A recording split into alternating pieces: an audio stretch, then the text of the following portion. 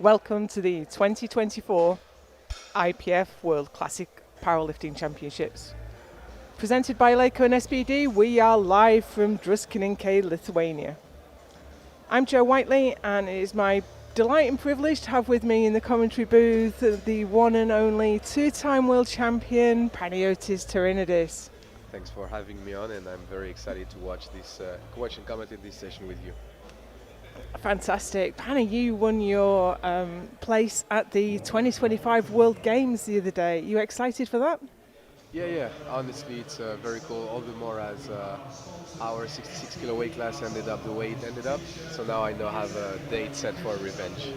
You have your redemption arc well Exactly. planned in. It was a phenomenal battle, but hasn't this been an incredible competition so far? Oh, insane. We have really tight battles in all of the weight classes, some upset.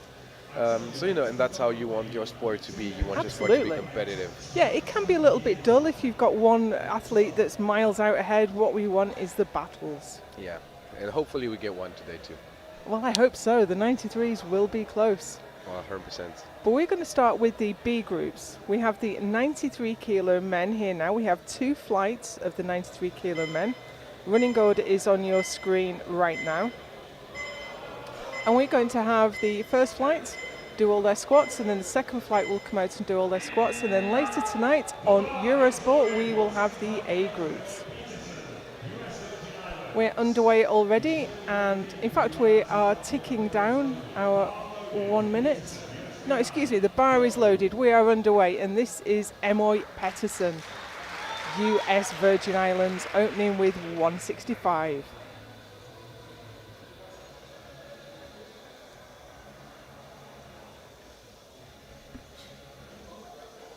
Yeah, I'm a bit surprised he squats beltless. Not very common. No, you don't see it very often. Yeah.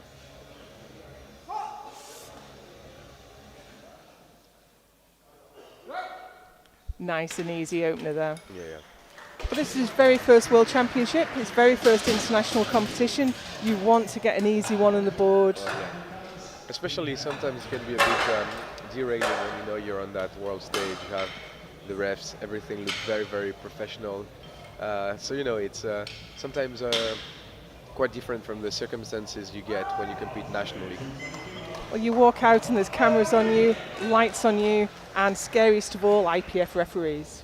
Oh yeah, exactly. And sometimes watching the refs really look closely to your lifts can be a bit derailing if you're not used to that. This is Louis Forvac, Belgium. 220 on the bar. Did the Western Europeans not so long ago. Squatted 252.5 at that one. Oh, okay, so that should be easy.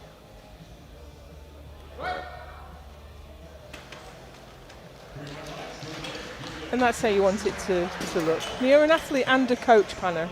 So how do you go about selecting an opening lift? So I think it will depend on two things. First, like your personal level of strength, but also the level of competition you're up against.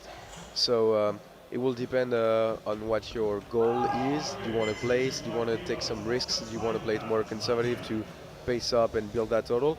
And I would say also it depends on the mentality of the athlete. Sometimes some athletes want to have some very easy openers to be comfortable in the comp. Yeah. And some others don't really care. Like I personally don't really care.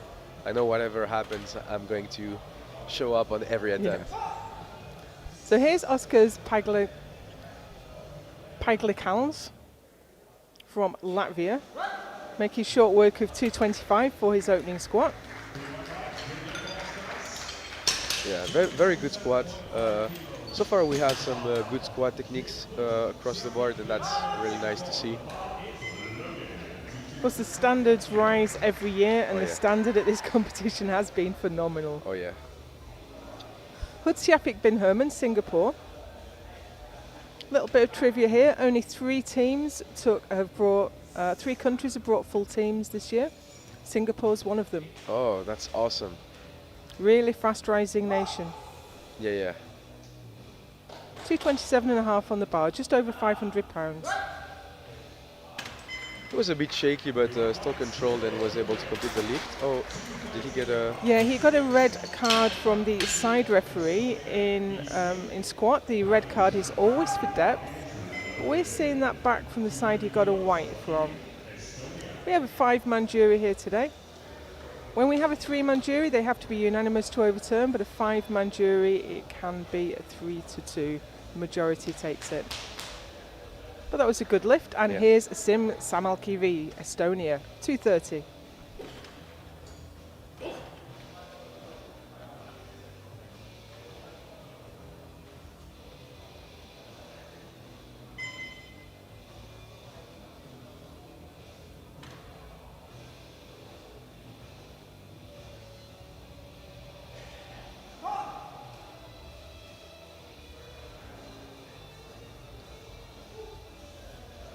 Yeah, that was a good squat.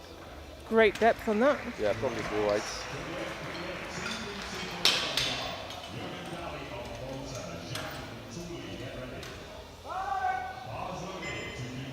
Look at the speed of the spotters and loaders. They're insane. Like a Formula One team. Oh yeah. So we continue with Dali Jurgen from Malta, 232.5 on the bar.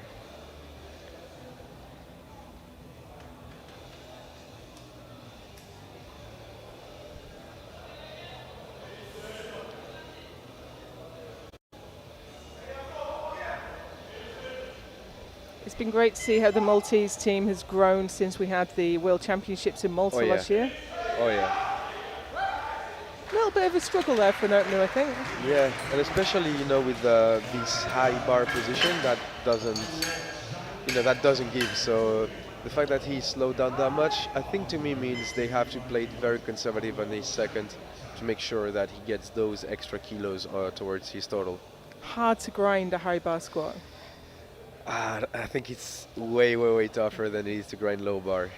Because low bar, if the bar moves a bit, it's still low, you can still control it. High bar, it's... Yeah, I'm a very back-dominant squatter, so I can grind out a low bar squat, but my high bar's nowhere. Oh yeah, same. Hara Zhang, China, 235. Yeah, nice squat. And I must say, the squat was good and was beautiful, but the SBD China singlet is also very nice. beautiful.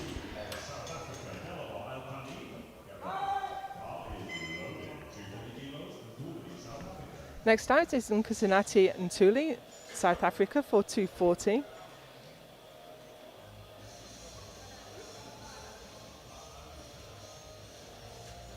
We saw him at the 2022 World Championships, didn't see him in Malta.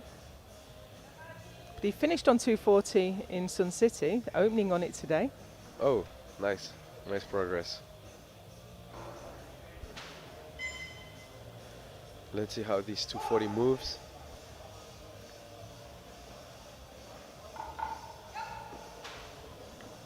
Oh, lost his balance, yeah. I was hoping he'd be able to get that to the top, but you could see he was coming forward all the way up from the bottom. That's a real shame. Yeah.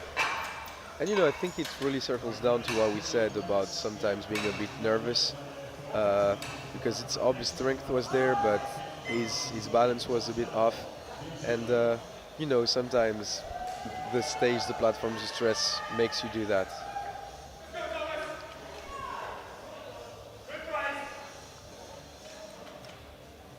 Here's Thomas Delamore, New Zealand, looking for 245. Best squat we have for him in competition so far is 260, so hopefully this moves very well. Oh yeah. Yeah.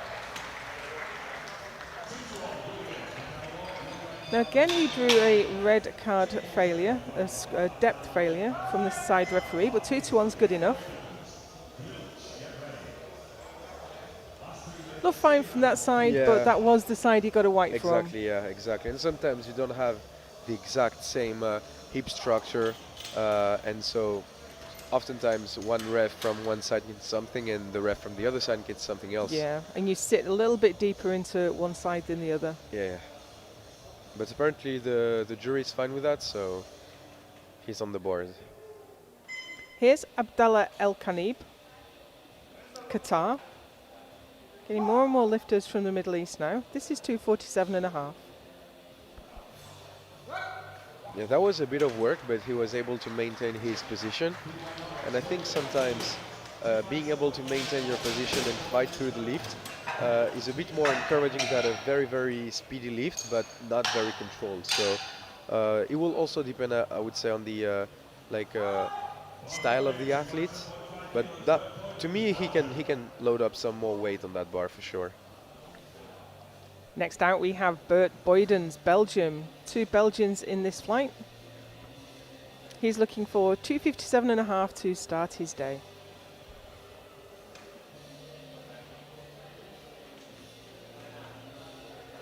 First World Championships, we saw him at the Western Euros in Iceland. Squatted 270 there. Now that was easy weight. Yeah. But I was concerned about the depth, but he was only called from the front. And as we know, it can look very different from the front, from the side. Exactly. That one's fine. Yeah.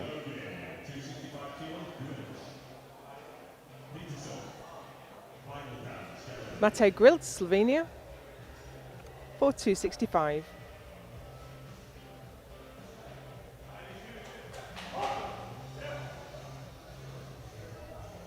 Hasn't done too many internationals. He was at the Europeans in 22, where he squatted 240. Opening with 265 here, so he's come a long way since then. Yeah.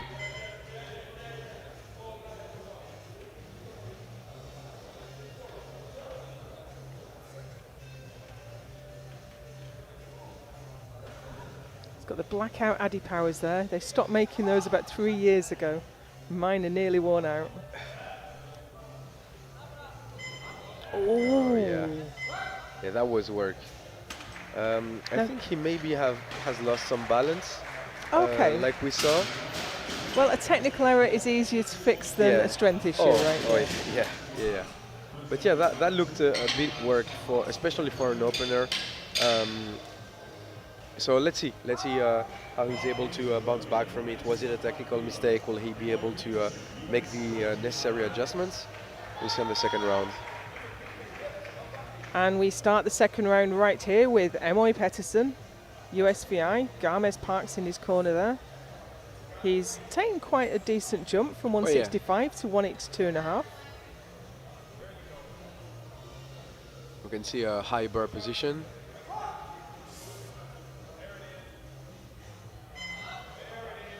Wow, very nice squat. But as you alluded to before, with the high bar position, they all look great until the one that doesn't go. Exactly. That's exactly how it goes with the high bar.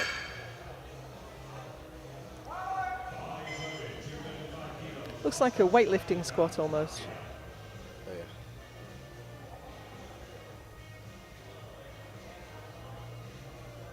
Oskars Pajeglikans, Latvia, for 235. He's gone up 10.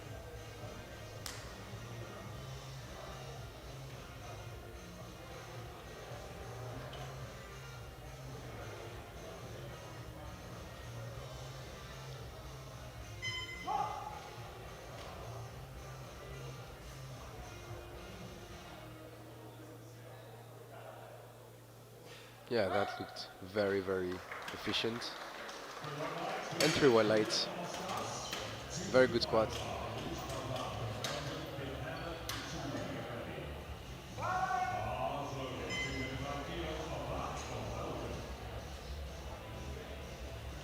Louis Fauvac next. Yeah, so 15 kilo jump, that's a pretty substantial jump. But on squats above 220, that doesn't surprise me that much.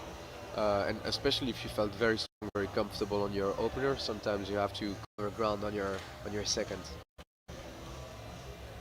So as we move through the weight classes, the jumps that people take will change. It's a proportion of body weight and the load.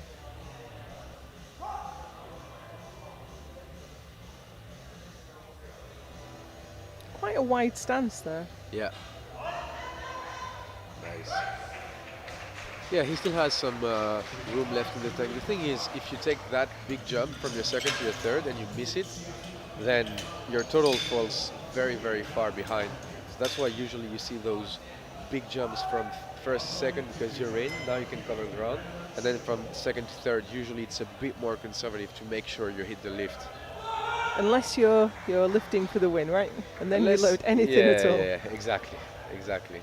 But we're a long way from that at the moment. And here's Hud Siafik bin Herman, Singapore, 237.5. We have nearly a full crowd already for a B group, which is fantastic to see the support for these athletes. Oh yeah. 2-1. Red from the central ref for depth. Let's see that replay.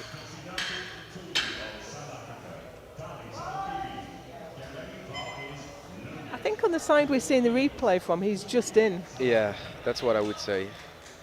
So we have Entuli and Cosinati retaking 240. He missed it. We think it was probably due to balance.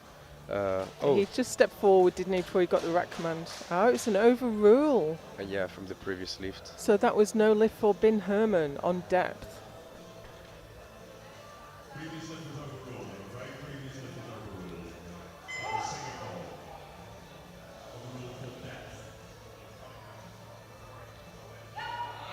Yeah, that was much better. And I think it was the right choice to take the same weight again. 100%. Yeah, that was much, much better. He got sticky on the way up, so I'm not sure there are 10 kilos more there. But sometimes if you've made a technical error and you've lost your balance, you're so focused on keeping that balance, you don't have the same drive you normally would. Yeah, I agree. Jürgen Daly, Malta, 240. Yeah, he's only taken 7.5 compared to some 15 kilo jumps we've seen. But I think based off of how his first moved, that's the right call.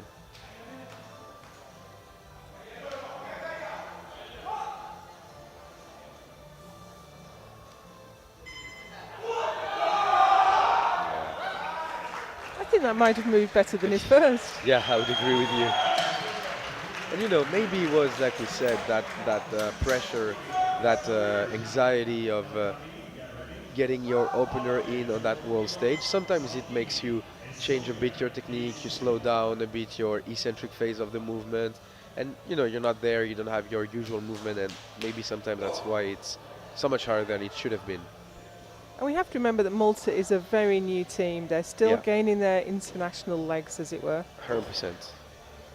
Sim Samalkivi, Estonia, 240.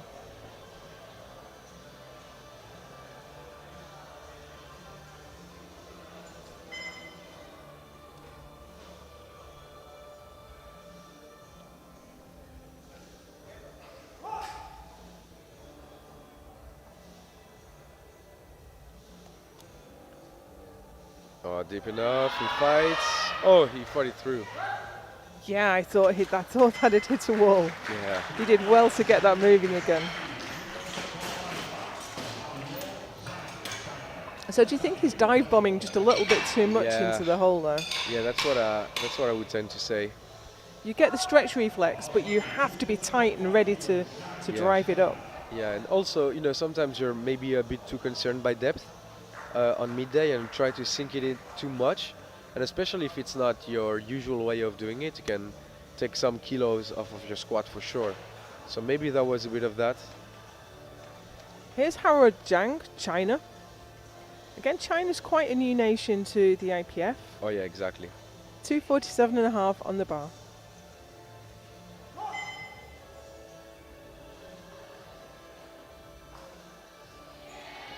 That looks very, very strong.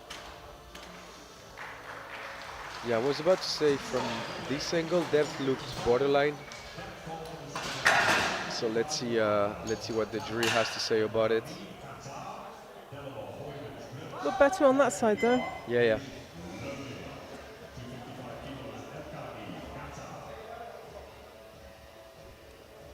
And here's Abdallah El Khanib, Qatar, for his second squat, 255.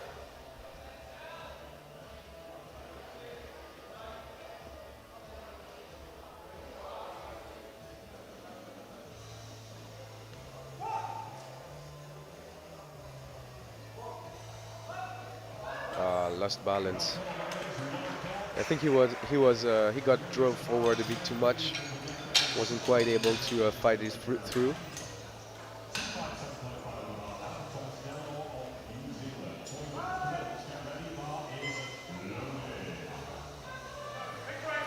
Yeah, I think you're right. His hips came up a little bit, the weight came forward, Yeah. and it was game over.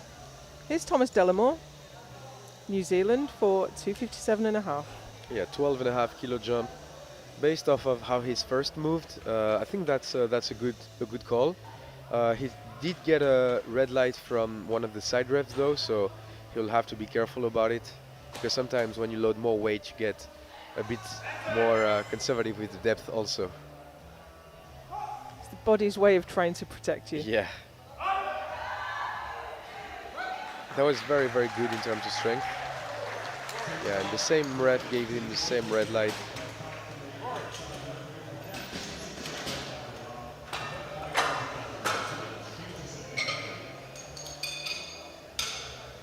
Yeah, the jury happy with it though. On that side, it looks a lot better. Yeah, Oh. good for him. Oh, they are still discussing it? Oh. No, they're fine. Good. No, I think they have overruled. Yeah, they overruled. It's hard to interpret the thumbs up sometimes on the jury table. So that's a shame. That was no lift at 255 for El Khanib. Excuse me, it was no lift at 257.5 for Delamore. Yeah. This is Bert Boydens, Belgium, 267.5.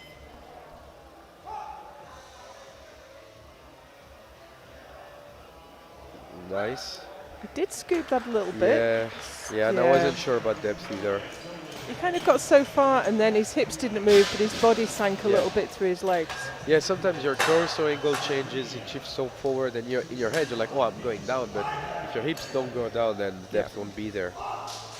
And you know, it's a shame for Delamore because that moved very well, and now it begs the question, like, what do you do? Do you still go up because you felt good, or do you retake that in order to make sure you get depth and you're able to move forward on your total? It's a tough question, but he's got Rory Lynch in his corner today, so they'll be having some good conversations out the back. Yeah, then I'm not too concerned then. Matej Grilic, Slovenia now, 4275.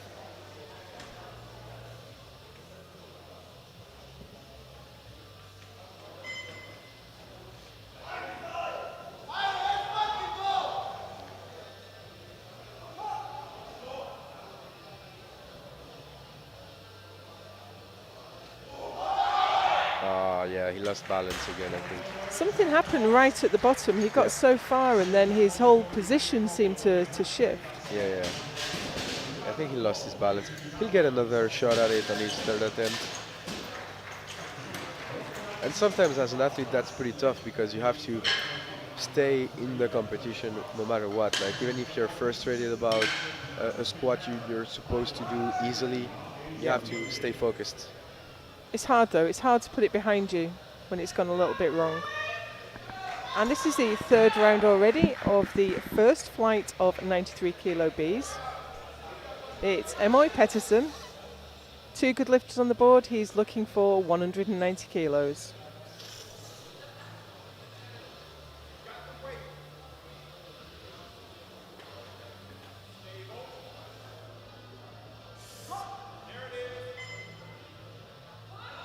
Depth for sure, and he managed to push through. He hit that sticking point, but he kept on pushing and he was rewarded with 3 good squats.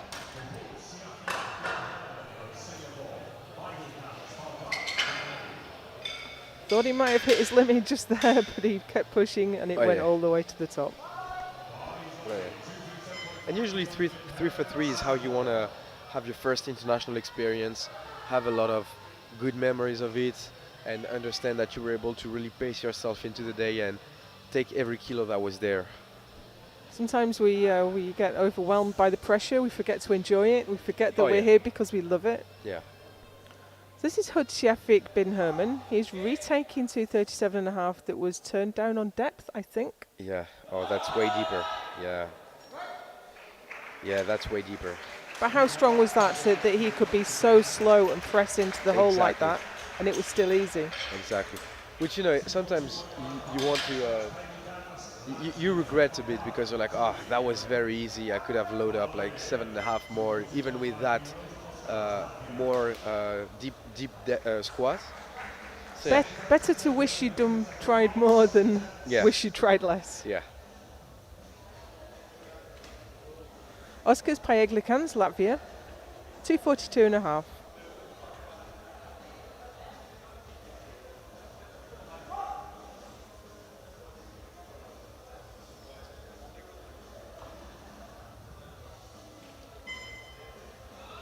Yeah, oh, nice. That was a bit of a fight, but he was able to maintain his position throughout and complete the lift. It wasn't a huge grind, so he's taken some energy into the rest of the competition. Yeah. It's a long competition.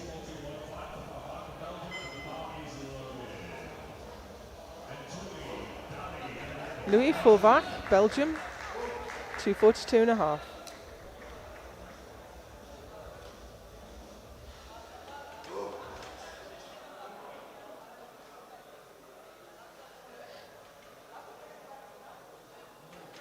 There's Christoph Tikhonik in his corner today, Sunita's coach.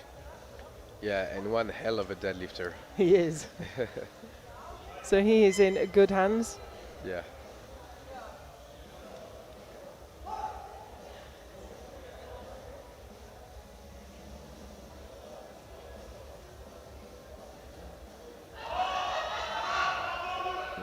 Yeah, that was a good fight also. I think that was the right call. 242.5 was the right call. Yeah, that looked perfect. It can be quite difficult with those wide stances to be strong in the hole. You see, look, got a tiny little bit of Yeah. knee cave there. Yeah, exactly. But sometimes it optimizes range of motion. So depending on the lifter's leverages, that can be a good squat option. There is no one right way to squat. Exactly, yeah. Then you have some other athletes like Leah Bavois, like Tiffany Chapon with like a very, very, very close stance. So, you know, it's everybody has to find where his body is strong and comfortable. And Kosinati Ntuli, South Africa. Came back strong from missing his opener, Yeah. but he's only gone up 5 now.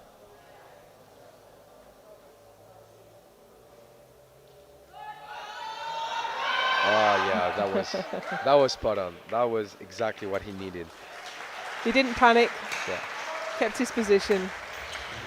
You know, he must be pretty happy with this day overall. Starting with the opener, missing it on the balance, and then being able to rally back. I think he's probably giving away a few kilos with the amount of depth he's getting Oh, there. yeah. Jürgen Daly now, Malta, 245. Yeah, Team Malta is very, very intense, very noisy, cheering their lifter up, and that's awesome. That's coming from a French lifter. Yeah. The French are always the noisy ones in the crowd. That's a good turnout for a morning session B group. Oh yeah, 100%.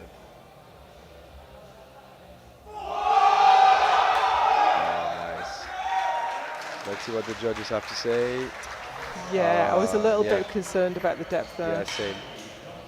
But he was right on the limit of his strength. Oh, for sure. So maybe if he would have synced it up a bit more, we don't know. Didn't look quite as high on that side. But nevertheless, 2-1 in Reds is no lift. And here's Sim Samalkivi, Estonia, for 250. You're seeing the rankings on the graphic there, but these won't make any sense until we're through a couple more flights of 93 kilo men. We have another flight straight after this one, and then we have the A group later tonight. It looks like he's not coming out for this. It's often considered to be good sportsmanship if you're not going to take a lift to leave it on the board so people aren't rushed. Oh, 100%. As an athlete, you know, your coaches tell you, hey, be ready in 3 attempts, be ready in 2 attempts, whatever.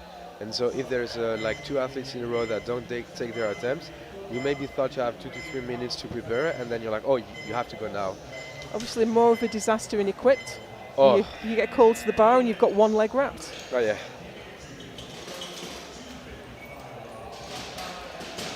So we timed out on that lift, and we have Abdallah El Khanib next. Now he missed 255 last time. Yeah, he got pushed forward by the bar. I think he's got every chance of getting it this time out. Yeah.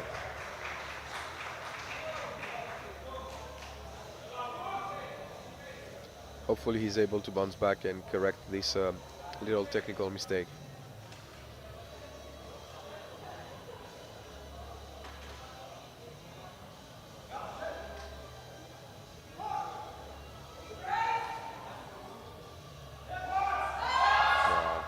A bit too heavy for today, I'm afraid.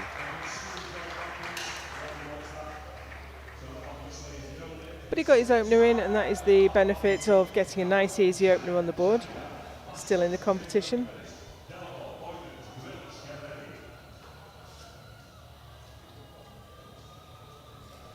And next is Haro Zhang, China, for 255.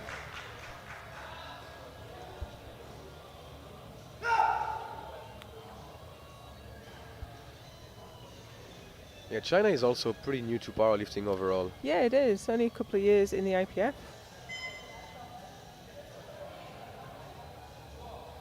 Zhang competed last year at the Asian Pacific African Classic. Let's see, fight it through. I think that might be high. Yeah, I'm afraid too. Yeah, unfortunately.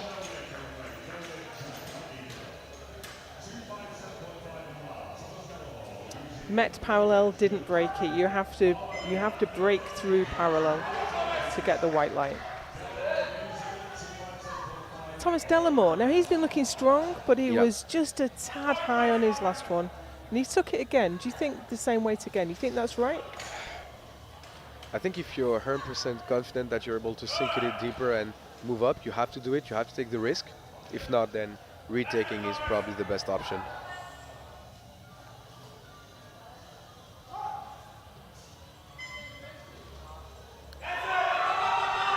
I think it was better, but he's still he's so fast in that little dip. Yeah. The same ref that gave him the same red from the first attempt also gave him a red. So let's see what the jury has to say about it. I can see the jury lean in to watch the replay, and they think that's fine. From that angle, that looked pretty convincing, I must say. But it's the opposite angle from the ref that gave the red, so it's hard to tell. So Thomas gets that lift on the board, and here's Bert Boydens. Again repeating the lift he missed in the second round, 267.5.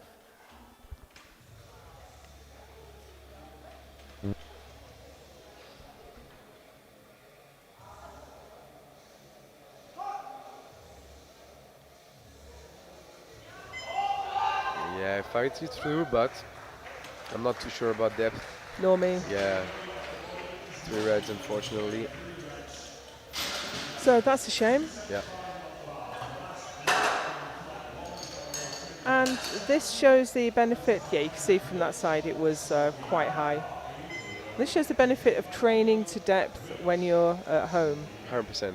It's no good having all your friends tell you it was fine. You really want someone being hypercritical. You want to put it beyond all possible doubt. Yeah. And you know, even if you have 5 kilos less on the day, rather than have 5 kilos less, but make sure every kilo is able to be secured rather than be able to squat 10 kilos more, but no lift gets through, you know. Matej Grilc, Slovenia. Again repeating the lift he missed on his second, 275. Yeah, his opener looked very, very good and very convincing, so let's see that one. Nah. I think he's sitting down too much. I think so. It was very, very deep. Yeah. And I think he's just losing all his tightness at the bottom, and he's got nothing to give to bring it up. Yeah, and yeah, he seems a bit disappointed by it. Yeah, he goes down a long way. So there are the results from the first flight of 93 kilo men. We are going to move straight into the second flight. We have some big names in this flight, actually. Yeah, and we have some very, very big squatters. We can see One opener. Yeah. I think he met parallel but didn't run Yeah, through it's it. on the line. It's on the line.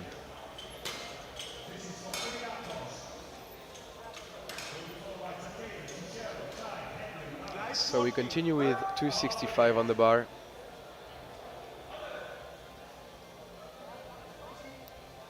Lifter from Cyprus, Kyriakos Mikhail.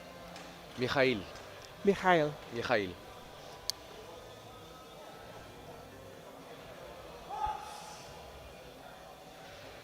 Oh yeah. Wow, very easy. A little bit scrappy, but you don't get any Yeah. points for style. Oh yeah. Yeah.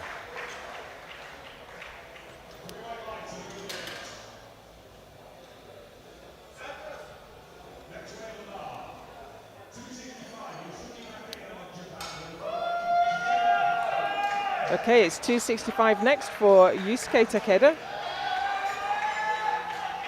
And yeah, Japan looks fired up. They've brought their supporters to this one. Yeah, they have the Japanese flag and everything. That's really, really cool.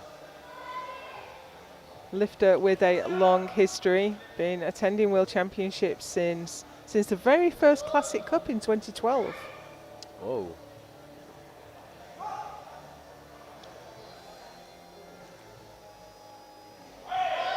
Very controlled. Very good squat technique. Oh. Just not quite Okay. deep enough, unfortunately. Yeah.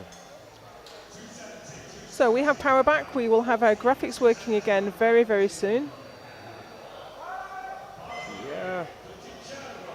Yeah, it seems on the line from this side. But again, we're not sitting in the ref's chair. They can maybe see something different from what we see here with the replay. Here's Andrea Cicero, Italy, for 270. Now he finished on 270 in Croatia. I don't think he had his best squat session there. He's done as much as 290 in the recent past. Okay. Oh yeah. That was very easy.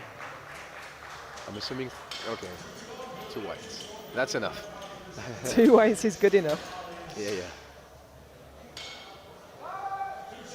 But definitely got a lot of strength there. I think Oh, he can for take sure. a decent jump. Yeah, for sure.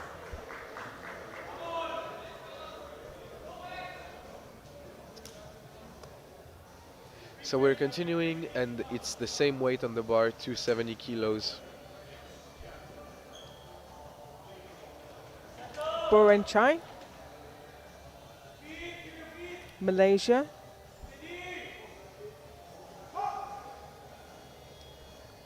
Silver medalist at the Asians last year. That was a bit of work for an opener, but maybe he knows how to grind a lot, so let's not rush our predictions towards his top end strength.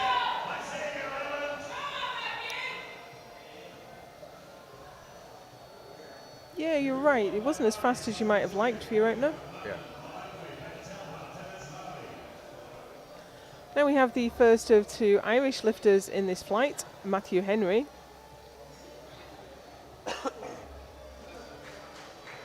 $270 on the bar. He has one of the racks in. Some of the lifters do this so they don't clip the rack with the plates as they step out. Yeah, sometimes it throws you off a bit. Yeah, absolutely.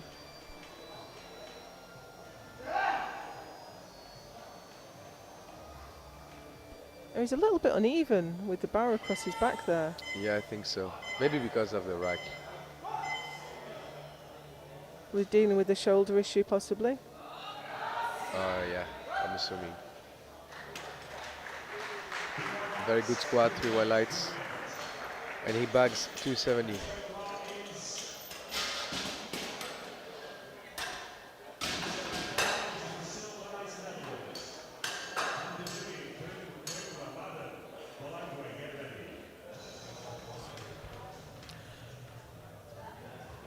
Silmaris now. We have 2 Dutch lifters in this flight also. You can have, each country can have 2 lifters in each weight class, but you only get 8 per men's team and 8 per women's team. So if there's 2 lifters in this weight class, They'll be missing a lifter out of a different weight class. 275 on the bar.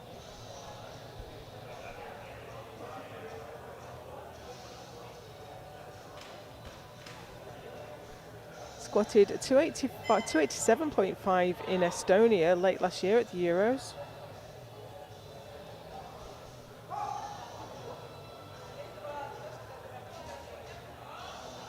Wow, very That was easy. lovely. Yeah, very easy. 2 white lights.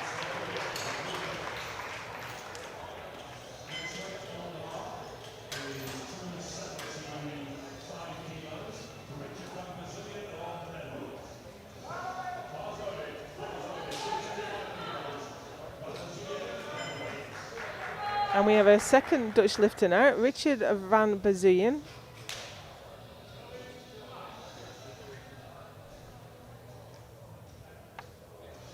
$275.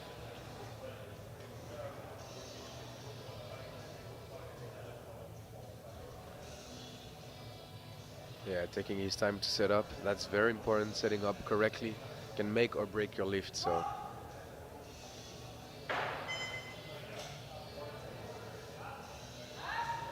A little bit of a mistake at the bottom there, I think.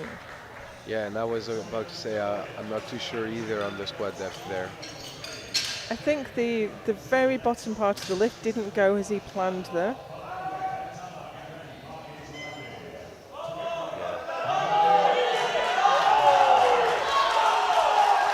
And Team Brazil is present here in the crowd. You're probably hearing them.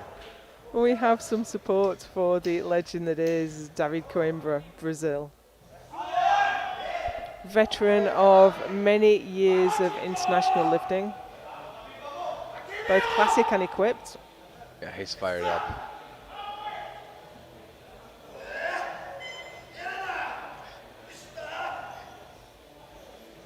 I would like to know what he's saying. Probably best we don't.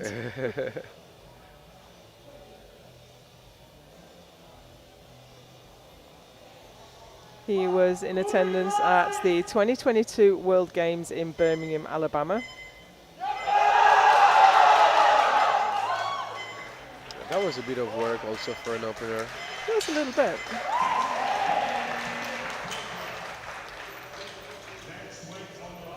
Obviously in 2022 we only had the equipped format. Going into 2025 we have the raw format as well. And here's Keen Madden, 4272.5.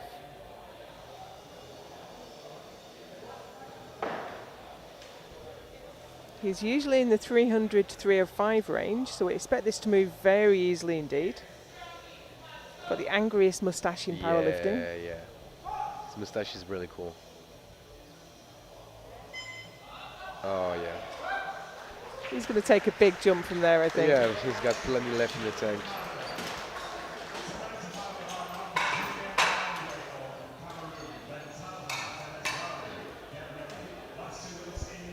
And we have two of our best squatters of this flight with Balangwe Bakignan Julien representing Cameroon, but he sometimes lives in France. Oh, okay. Yeah. Did his first international in Malta last year. It's nice to see him back again. Finished on 280 last year though, so his squat's come a long way if he's opening with 295. Yeah, so I think he changed his technique. He used to squat high bar and now he's squatting low bar. That makes a big difference. Yeah. Yeah.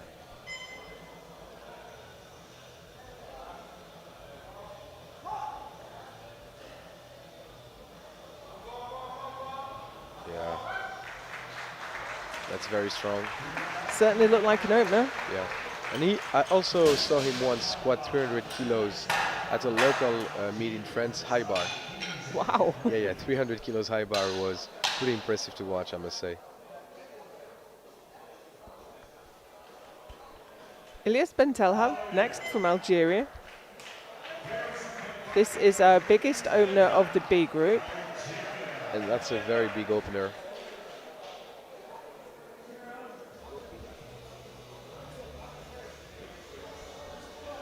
And like we said, the world record currently stands at 337. That's So Gavin Aidin, I think, from yeah. Sheffield this year. So let's see how these 307 moves.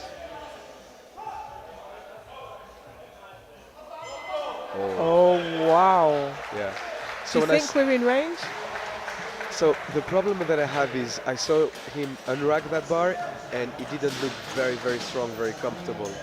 So But certainly on the squat oh, yeah. itself, 100%. Oh yeah. came up very well. Oh yeah. On the squat itself, I think it's possible.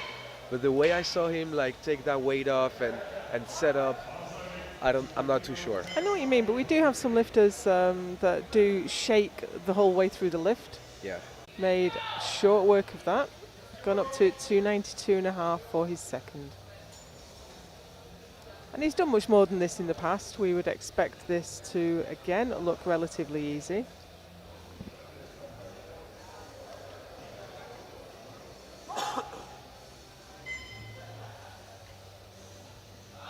Oh, that was very deep.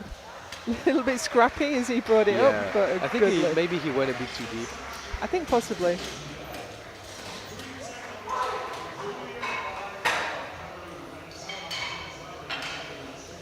Okay, and so now we have our two squats above 300 kilos, and they're well above 300 kilos. And like we said, we would like to remind that the world record squat stands at 337 kilos. So maybe we may see an attempt to break that today. We could well do. Now, I bet Gavin Aidin didn't think he would have to tune into the B group to see if his squat record stands. Probably not. Bakiniam Balengui, Cameroon, 4.310. Now, you say you've seen him do 300 high bar. High bar. Yeah. So I'm assuming that 310 shouldn't be a problem.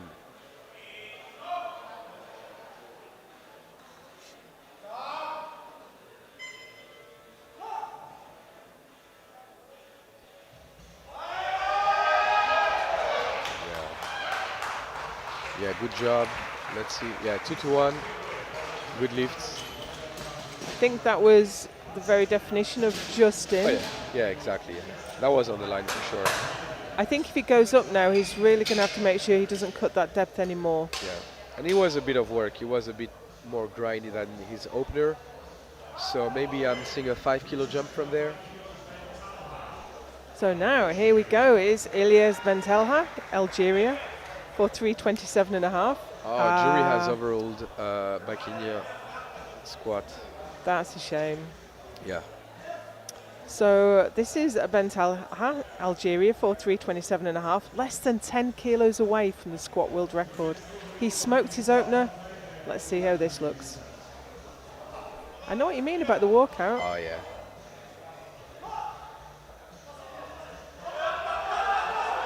Oh. Thought it through. And we could be on. Do you know what? I have no doubt at all the Algerian coaching team are going to put 337.5 on the bar. That's what you have to do. I think given these other lifts, 155 opener bench, 270 opener deadlift, I think he's here for that He's here squat. to squat. Yeah, absolutely. So we'll probably see an attempt. And this is the third round of the second flight of 93 group B group men. We have a lot of 93s in this competition. I think there were 35 people nominated. And here's Tamás Temesvári, Hungary, for 210.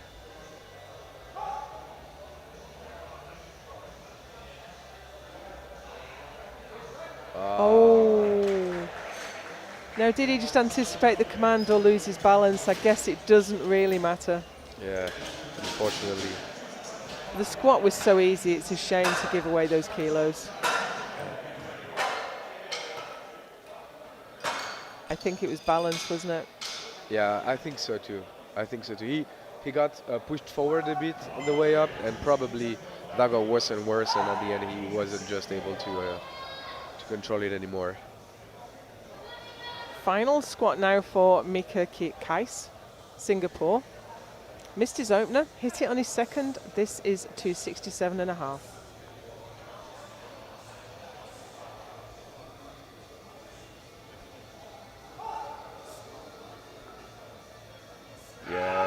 Depth is there. I like that he shouts his own squat up. Oh yes. So now we have Karasan Alexander from Iceland, and he's retaking the same weight he lost on his second attempt due to depth. Strength was there, depth wasn't. So can he actually have both on that attempt? Let's see that. Oh, he's fired up. The squat itself was easy enough. Yeah, exactly. That's why I'm pretty confident he'll be able to make it.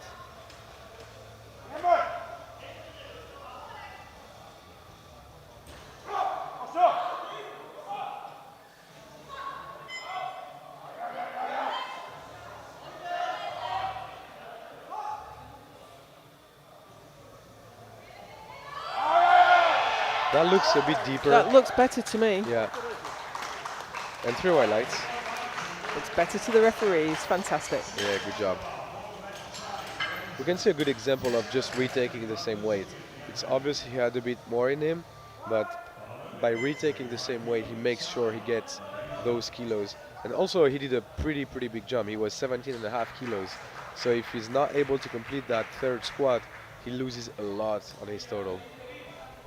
Now I have some slightly disappointing news here, Panna. The Algerian's put in 3:35. He's not gone for the world record. We thought we were going to see an attempt. 2.5 kilos away. But you know, he's done the smart thing. He's put an attempt in that he thinks he can do rather than overreaching. Yeah. Here's Boren Chai, Malaysia, for 285 that buried him first time. Yeah, no, it was strength the first time. It's strength the second time around. Just overextended himself, and he looks a bit concerned. You know, sometimes when that happens, you have to take 10 minutes off for yourself. Be pissed, be mad, be angry, be sad, and then you have to Move continue. on. Yeah, it's squat, but bench and deadlifts also. Andrea Cicera, Italy, 290. And it's hard to do because a lift that was so easy in the gym at home, and you travel and everything's different and it's high pressure, just doesn't go on the platform.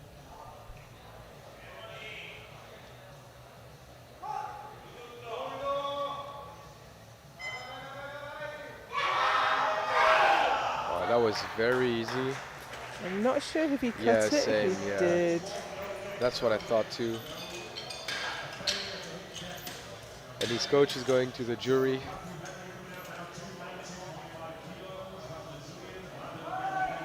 And the jury's waved him off. I think that was clearly high.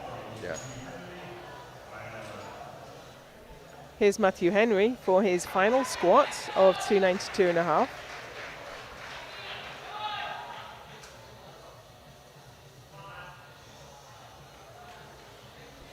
I've just seen on the board as well, this is what I talked about with David Coimbra. He missed 290, he's put 307.5 on. Oh, okay. That's pretty surprising. Yeah. Maybe he won't come out for it. Maybe he's just giving the other lifters a bit of time to recover. But this is Matthew Henry.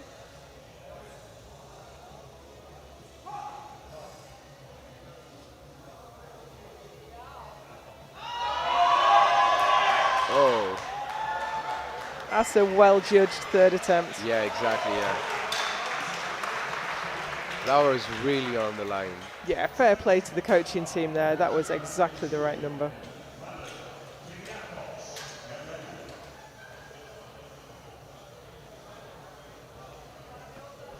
So we continue with another 292.5 kilo attempt from Van Bezwigen Richard. Missed his opener on depth, retook it, was very smooth, very strong, but he moved up a lot, like 17.5 again. So will that be too much, and maybe he'll cut depth back? What you sometimes see the lifters do in this situation is they take a middle line between the planned second and planned third, exactly, which is possibly what he's done here.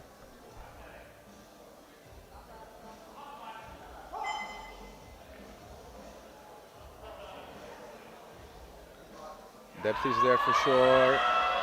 Oh, that was a battle. Yeah. No more would have gone, certainly. Exactly. Another really spot on call by the coaching staff, and that's very important because as an athlete, you're completing the lift, but the right number has to be put on. He's got a very upright shin. He sits back a long way into that squat. Yeah.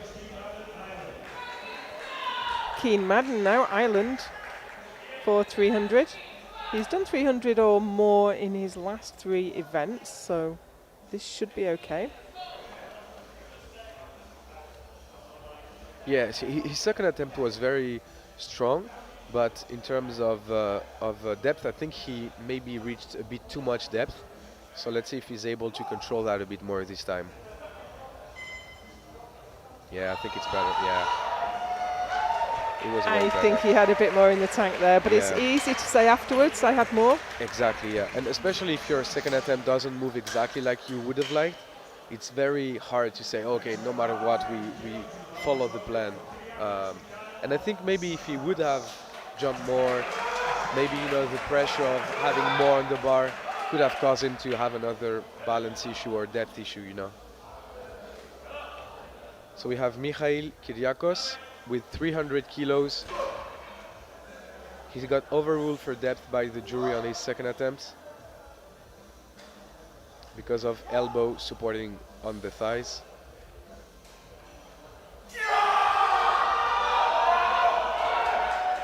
Now I wonder if he'll get the same again. It's a moot point. Wasn't deep enough. Yeah, unfortunately. And it seems like maybe he hurt his leg. Yeah, he was just holding his hamstring Yeah. as he came off. I think the problem is when you have two errors on your squat, it's harder to sell it to the judges. Yusuke Takeda, Japan now for 300. Now he has been struggling with depth throughout. Missed completely his first, got 2-1 on his second. And he still jumped up quite a bit. So let's see that 300 kilo squat attempt.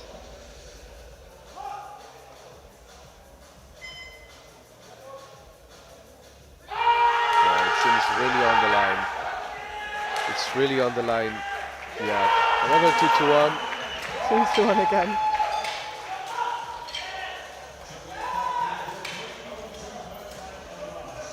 Yeah, let's see that replay. No, it looked just in from that side. Yeah. And just keeping an eye on the jury, they're fine. So his gamble's paid off today. Oh yeah, and he gambled big today. He really did. Silmaris, 302.5.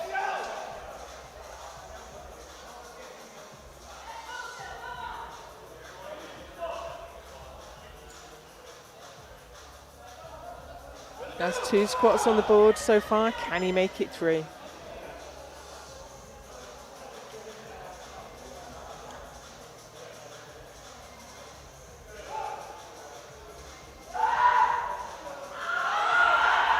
I think he can. Yeah, he had more left in the tank for sure. Definitely.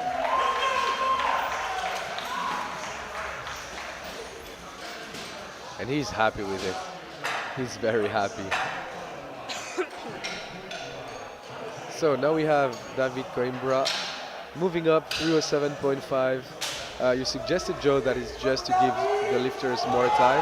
Well, I wouldn't put it past him. He's coming out for it. Here he comes. I said he's one of those lifters. He's going to put it on the bar. Miss 290, 307.5. Now, if I'm honest, I think it's going to staple him to the floor. Because his 290, it was on strength, I think. Oh, No, it was tough. It was a depth. tough lift, Yeah, though. and it was very It was a tough. tough lift. I'm assuming he's able to move it up, but probably with a depth that won't be enough for the judges. But let's see. Let's Giving the rally benefit of the behind him. doubt, Yeah, he yeah, yeah. has years and years of experience. Yeah, let's rally behind him.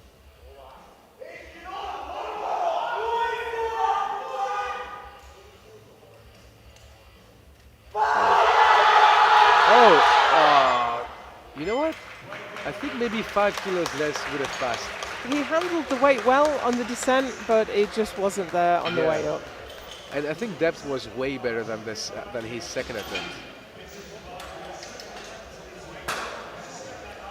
just But wasn't we'll going never know anywhere. because since he didn't get come back up with it, the judges didn't give either a white or red to his squat, so we'll never know.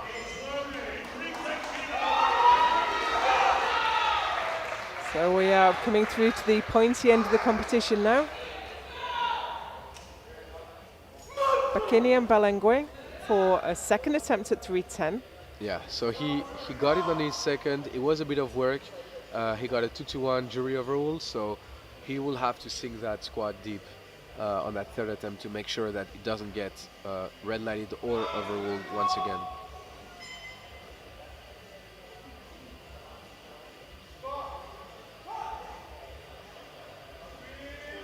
That looks deeper.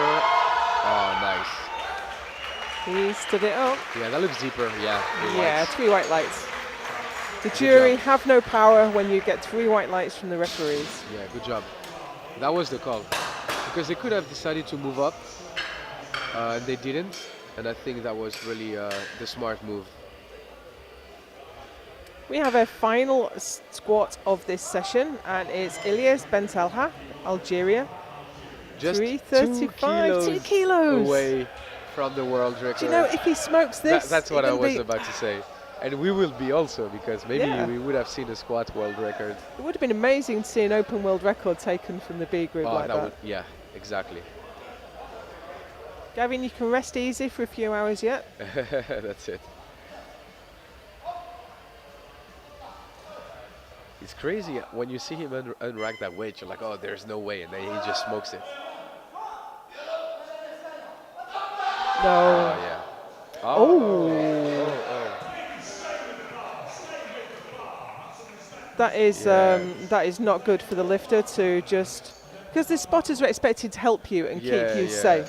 And a huge hats off to the spotters for taking 335 like that. Yeah, and then suddenly they've got a weight that they weren't expecting to have to hold. That is disrespectful to the spotting crew. Yeah, and dangerous. So please, lifters, stick with the bar. Don't worry, they'll help you out. You can't help it if you fall, but if you fall, that's it. You shouldn't be ditching it. But anyway, that was some exciting squats for you. We're going to take a 10-minute break, and we'll see you back here for bench.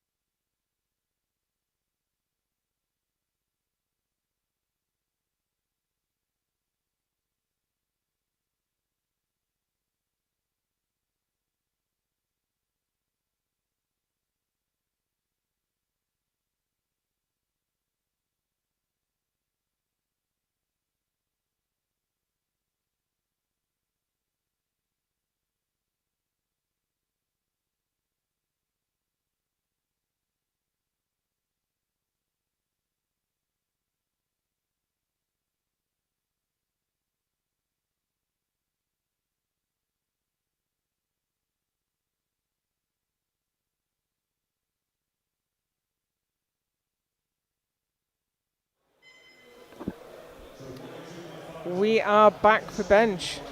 This is the 93 kilo B group. We have 2 flights of men here. Here are your results from the squat session. Quite an exciting squat session for B group. Oh yeah, exactly. We had some very, very good squats.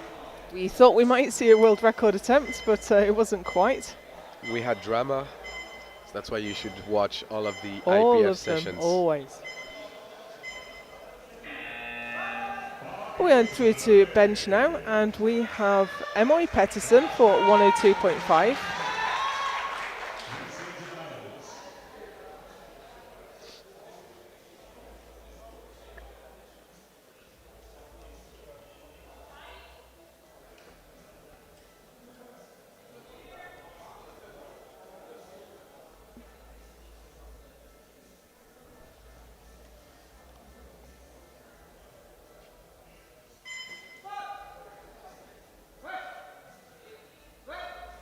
And that was nice and easy. Long arms and a relatively narrow grip means that bar had to travel quite a long way. Yeah, it means range of motion.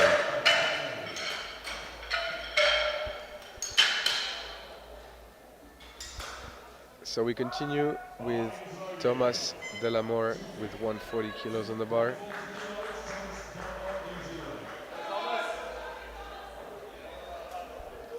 And yeah, so we can see some lifters checking the bench. It's because that's a new Helico pad, and that's the first time we use that pad in competitions. And it's actually a pretty good pad. We had it at the World Bench in yeah. Texas, Yeah. but first time at a World Classic. It's a little bit softer.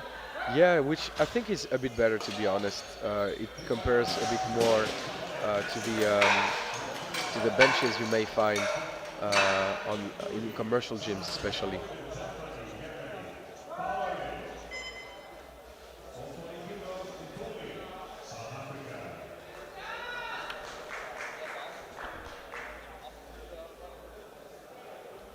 So we continue with Antuli, 145 kilos on the bar.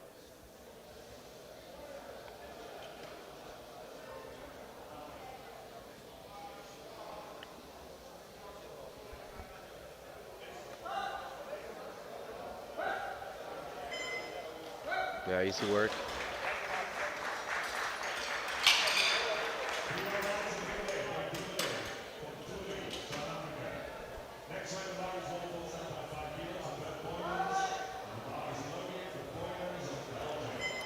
Bert Boydens is out next. He's looking for 147.5 to start his day.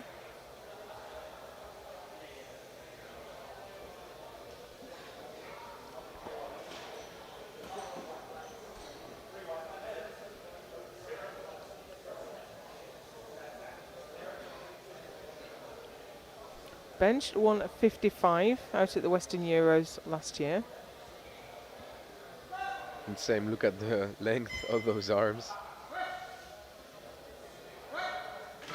And that's the great thing about powerlifting. No matter what your proportions are, there is one lift they will really suit, but maybe one lift that they don't suit at all. Yeah, and you know, sometimes you have your leverages and you cannot do anything about them, but you can use them better with the way you set up, with the way you place your arms, with the way you execute your lift. So yeah, your leverages, you can do nothing about them, but the way you use them, that's definitely up to you.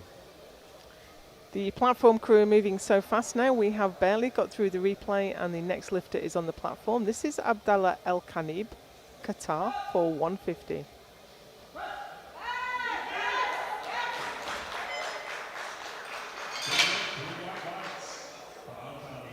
Nice and easy. Yeah, so his squat didn't go as he planned, but hopefully he can cover some ground on bench and have a good day.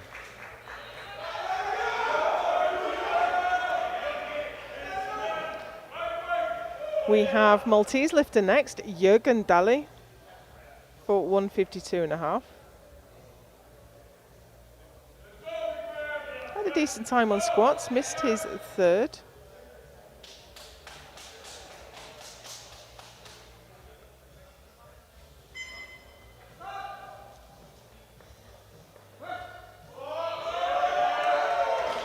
Yeah, that was nice. No issues with elbow depth for him. Oh yeah, for sure.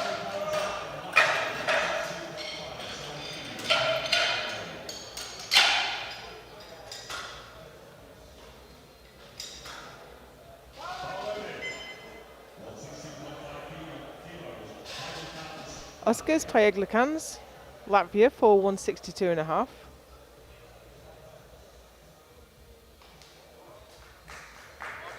Got all 3 of his squats in. Be great to do the same on bench.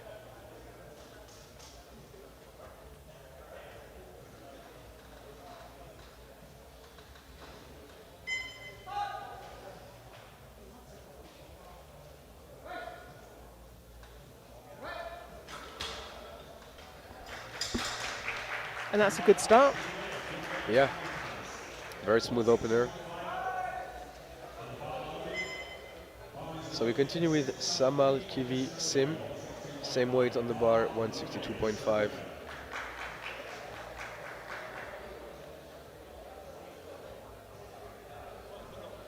This is his first World Championship back since Helsingborg 2019. That was a great competition. That was my best ever competition, Helsingborg. I look at it with great fondness. I don't. No, you didn't have a good comp that time. I think I had one lift on every Oh one wow, attempt. 3 for 9 is not a good day. No.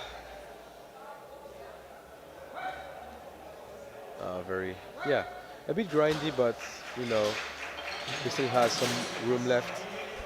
2019 was my first ever Worlds, and like we were discussing it at the beginning, I was very nervous and didn't make the right calls. That threw me off, and I had an awful day. But then I learned from those mistakes, and then you That's it, bounce you back. win or you learn. Exactly. Yeah, exactly. So that's why no matter your level, I think you should always show up to the events if you have the chance to represent your country. Even if you're not as strong as some other lifters from other countries, you should come here because you'll get that experience, and then maybe down the line you can become stronger. Hudsiafik Ben Herman, Singapore for 170. Oh, Super easy. yeah. Well, that's right. I think Helsingborg was my best competition. It wasn't the most weight I ever did on any of the lifts, but I got 9 good lifts. I got a PB on every lift. I got a record on every lift, European record or British record or whatever. And I didn't win. I was second. But for me, doing that performance in a world championship environment was so special to me. It is. It is. And we take that for granted, but we won't have 30 worlds in our lives as athletes, as powerlifters. So every single occasion you have to show up. Louis Forvac, Belgium, 170.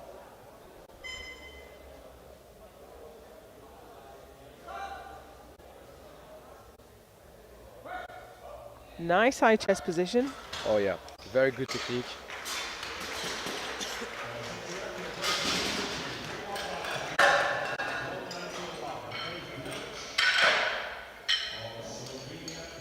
Very, very good technique here.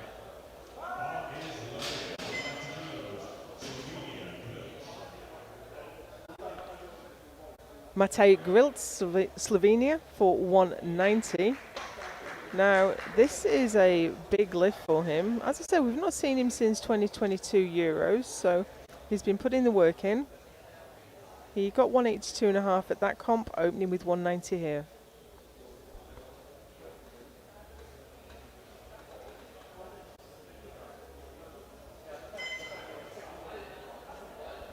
Didn't have a great time on squat. He only got his opener in. Let's hope bench goes a little bit better. Yeah, you want to break that curse. You want to have a good meet and a good lift.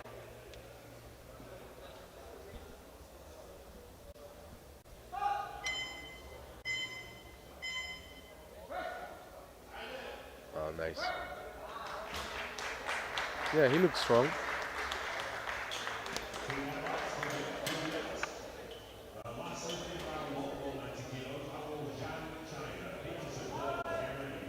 So we continue with Zhang Haoro from China.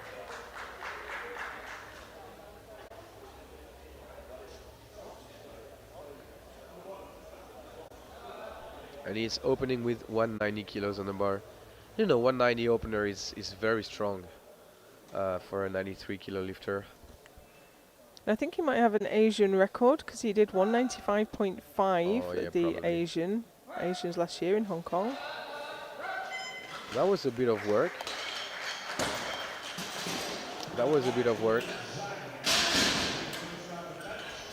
I mean, we'd normally say that bench isn't a lift that you can grind, but we've all seen you grind a bench. But it is unusual. Most people that doesn't work for.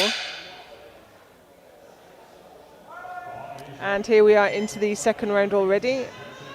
And we have Emoy Peterson maybe, for USVI. 112.5 on the bar.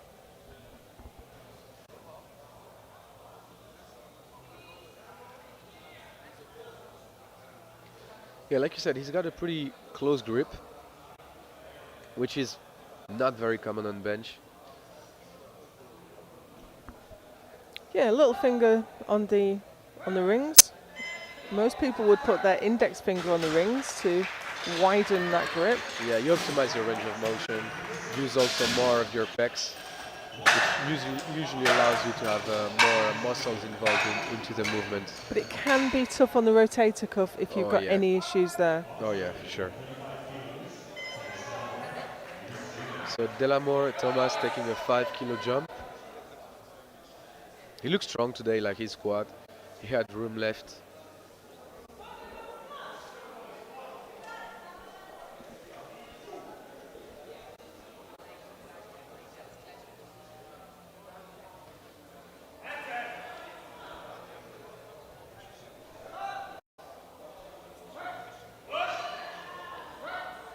Yeah. A little bit of work, not too bad for a second attempt. Yeah, not too bad. I think probably I'm seeing a 5 kilo jump from here. Yeah, I think you're right.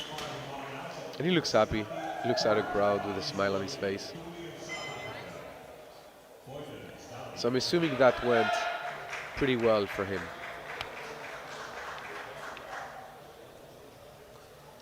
And Kosinati Ntuli, South Africa now for 152.5.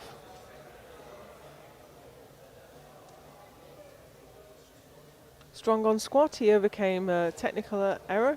Yeah, he had a rough day, a rough start, and hopefully he's able to change the pace of his day. Oh, nice. Slowing down just a little as the weight goes up. Yeah, and I'll be honest, I think that probably moved a bit better than his opener. His opener was a bit of work, and I was a bit afraid when I saw a 7.5 kilo jump, but he actually made it move very well.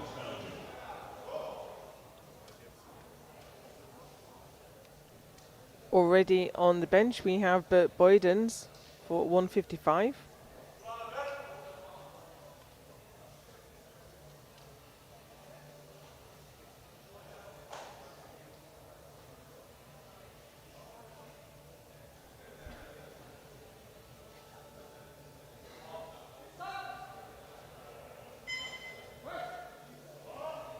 Nice. Really smooth bench, 155. No major struggle.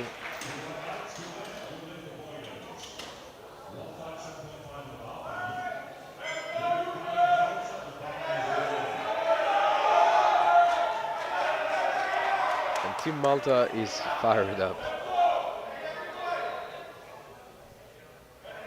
They're fired up for Jürgen Daly, Malta. He's only gone up 5. Yeah, his opener was a bit of work. His squat too, so maybe he's not wanting to like reproduce the same mistakes and just take what he has on that day.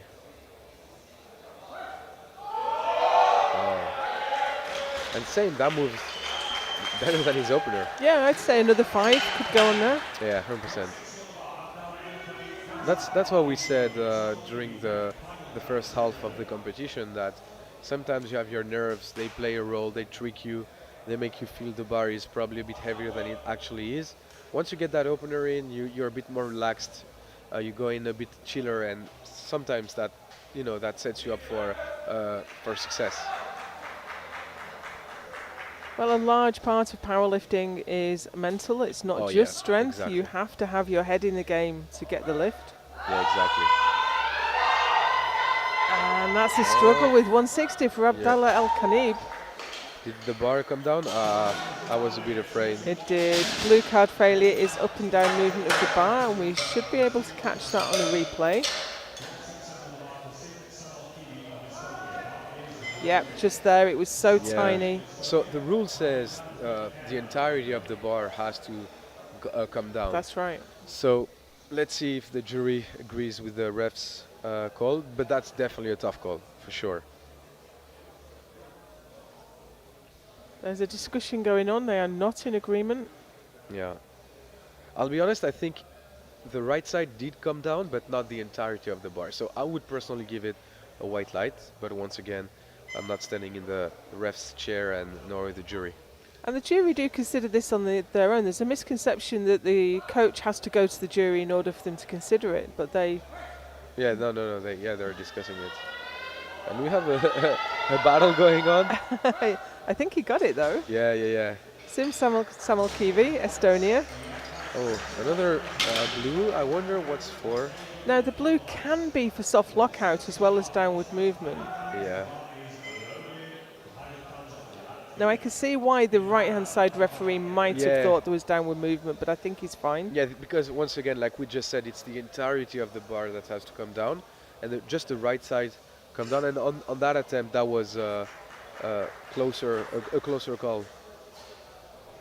And that's why we have 3 referees arranged around the platform. Yeah.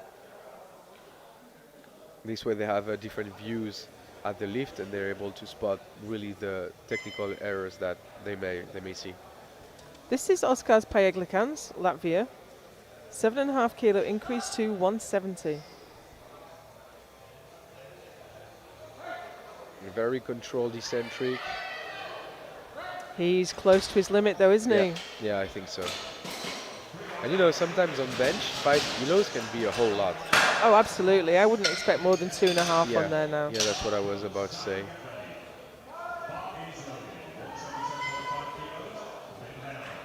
So now we have Bin Herman from Singapore. Only a 7.5 kilo jump, and honestly, based off of how his opener moved, I was expecting a bit more than that. But he's given himself room to move up for his third. Yeah, maybe.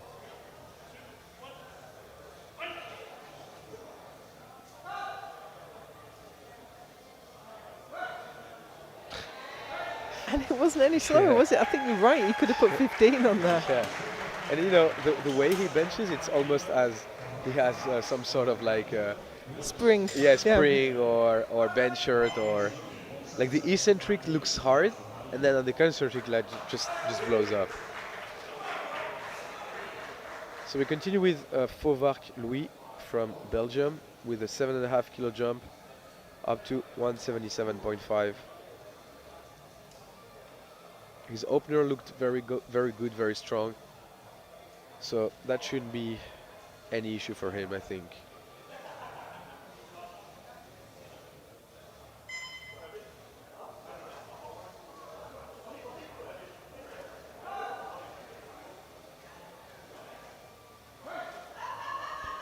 And we saw that great technique on his opener as well. He's got such a high chest, doesn't allow the weight to sink him at all. Yeah. I don't know where you go up from here, because like we said, 5 kilos can be a big jump, especially on bench. So maybe a 2.5 kilo jump from there. Could be.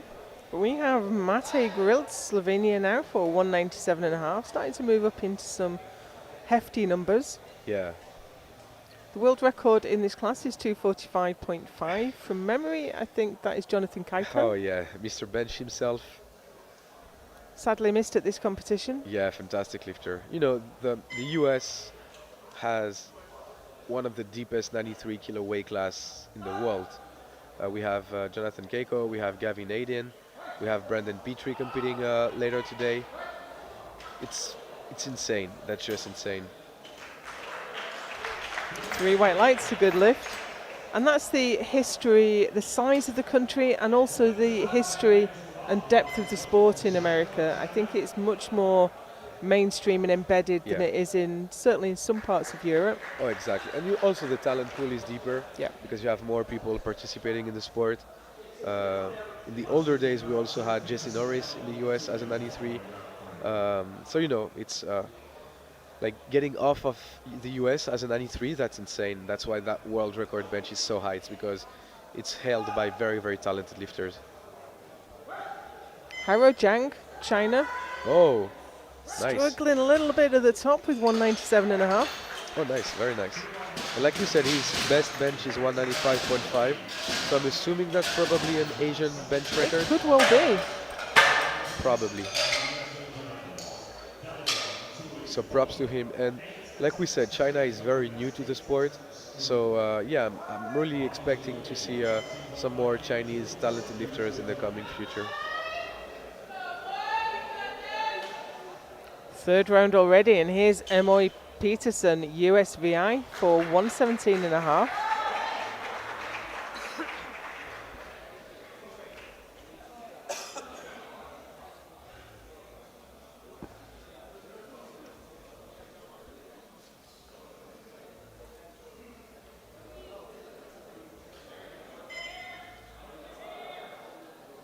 Would be great to get his third one on the board too. Yeah. Oh, nice. Very nice. Temp selection right on the money there. Yeah, 3 for 3 on squats, 3 for 3 on bench. He's spacing himself up for a good day.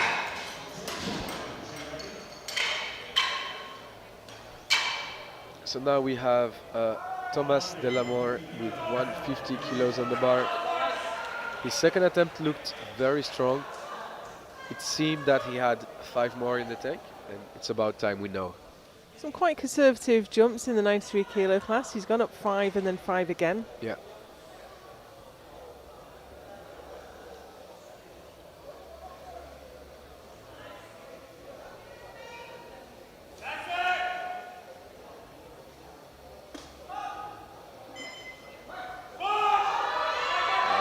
And it was 5 too much. Yeah, that was a bit too much.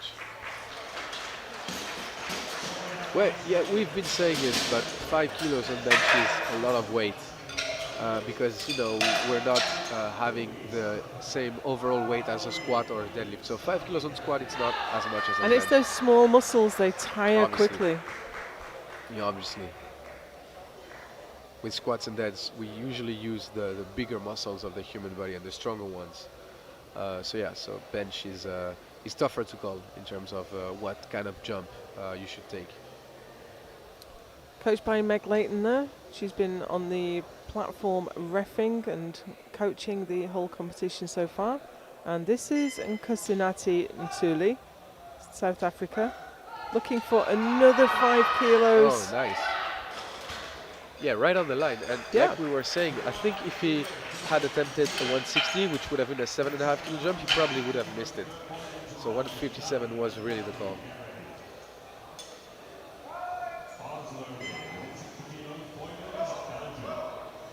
So we have Boydens Bert from Belgium with 160 on the bar.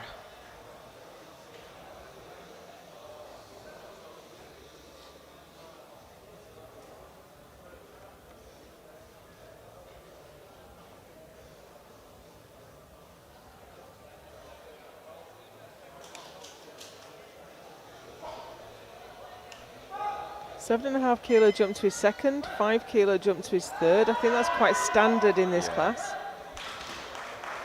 Yeah, that was the right call again.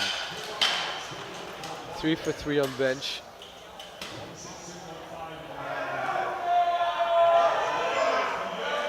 Now we have Dali Jurgen from Malta. And I think you should be able to hear them, but Team Malta is fired up for the lifter. And he's attempting 162.5, 5 kilo jump from his second, which looked very good. So I'm assuming that shouldn't be a major struggle for him.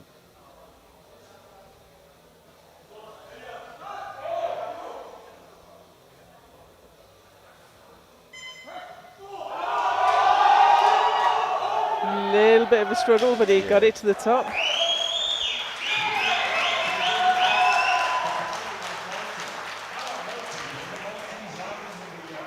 So now we have an interesting call because El Karnib Abdallah decided to move up 2.5 despite missing on the bar coming down. And if he misses that, he loses 12.5 kilos off of his total, which is quite substantial, I would say. So as a coach, would you have recommended he takes the same weight again? Yeah. I think so. With the bar coming down, yeah.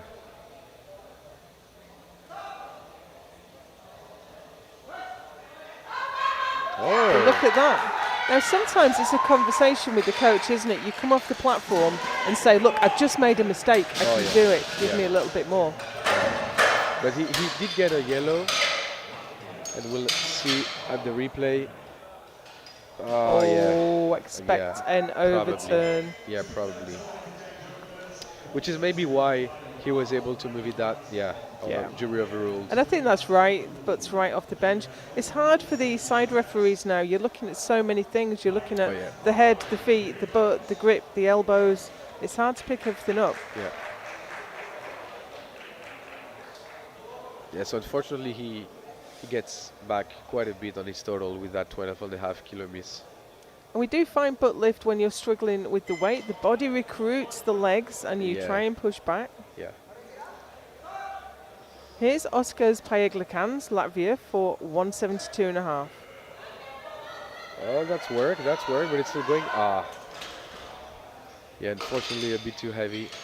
But he didn't lose anything because it was a 2.5 kilo jump from his second, and strength was there to make it, so nothing to be ashamed about. And also nothing left behind. He got the maximum that he was capable of on the day. Exactly, yeah. Hudsiafik Bin Herman, Singapore.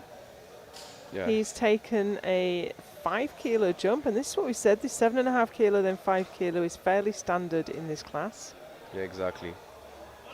He looks to struggle on the eccentric, and then when it's about to push, that just blows up, so let's see if that's still the case. He had loads more left there. Yeah. He's left a load of kilos behind. Probably 5, I would say. I think you're right. Yeah. But then maybe he just feels very, very strong on the day, and he never touched those weights before, so he's keeping it conservative because he doesn't know where his top end strength is. And on if that you're day. relatively new to international lifting, it's better to have a good experience, isn't it? Get all your lifts in. Yeah, I agree. So 182.5 for Vark Louis. 5 kilo jump, I think we had called a 2.5. So let's see if that was a bit greedy or if the lifter is able to push through that bigger jump.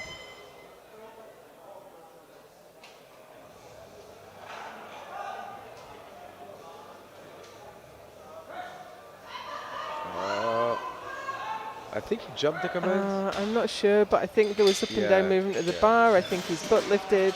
I think he could have had all the colours of the rainbow there. Yeah, I agree with you. And I think he also jumped the command a bit.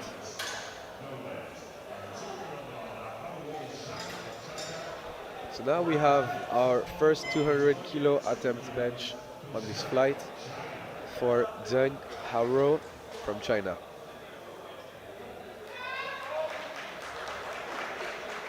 I think this is more he's done on the platform before, certainly more than he's done on the international platform before. 200 kilos is a solid bench press. Yeah, exactly, yeah.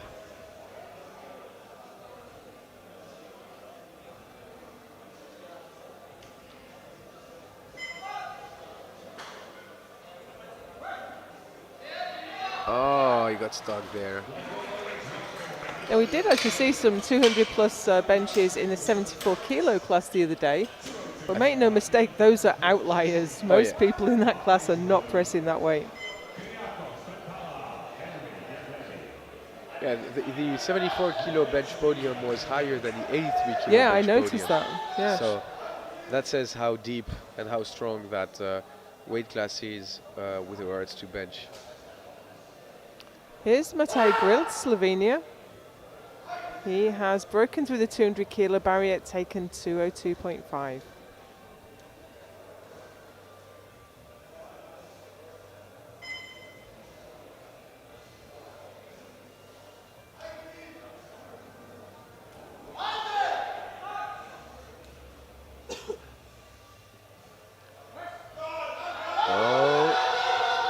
And that's not going. Oh no, a bit too heavy. Yeah, a bit too heavy.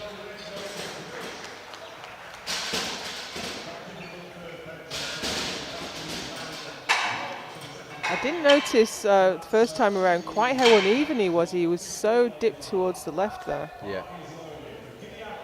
Yeah, maybe that was enough for him to not be able to push through the lift up until the end. We move straight into the second flight.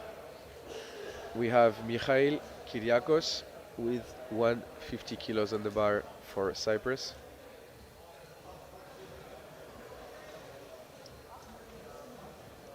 Had a tough time on squats. Yeah, unfortunately, he was able to do a 300 kilo squat, but not to the standard for IPF worlds. So that pushes off his total far quite a lot. Easy bench though. Yeah. And it's a shame when the lifter gets the moral victory, they stand the weight up, but it's a technical fail. I think it was his elbow on his leg, wasn't it? Yeah, it was. So maybe just a little bit more retraction and pulling back. Yeah. On the last one, he also got reds, if I remember. Oh, he did for right, depth as well, yeah. And like we said, when you have two problems on your lift, that's a bit too much to ask. Here's Ilyas Bentelha, Algeria. Thought we were going to see a world record attempt from him, didn't quite. Yeah. I think he wants to the bench blocks. Okay, to so elevate his foot. if it's a platform error, the clock is reset, and the clock has been reset. So he's not going to run out of time. You have 60 seconds from bar loaded being called to get the start command. You don't have to complete the lift in that time.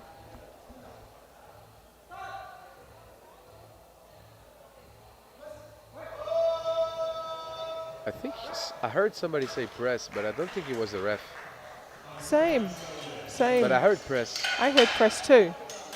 But it wasn't from the ref, so... I would go to the jury and then ask for a relift, because exactly the same as you, I heard the word press and kind of looked around because it didn't seem to come from the centre ref. Yeah.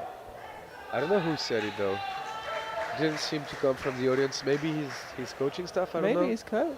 Yeah. Which is an odd thing to do. Yeah, because maybe he's telling that to, cheer him on, but if you use the same word as the central ref is going to use, then your lifter is going to have a problem there. So I guess you can't go to the jury if it was you that said it. Oh, yeah. Otherwise you lie to them, which is not very cool. Matthew Henry now, Ireland for 160. And Team Algeria decided to move up nonetheless. They asked for 160, and I don't know if that's the right call right now. Because you're taking a risk for a 5 kilo jump. That was a good lift for Matthew. Yeah, you're right, and the lift is going to be a little bit thrown by that first, first lift. 100%. Here's David Coimbra, Brazil for 162.5.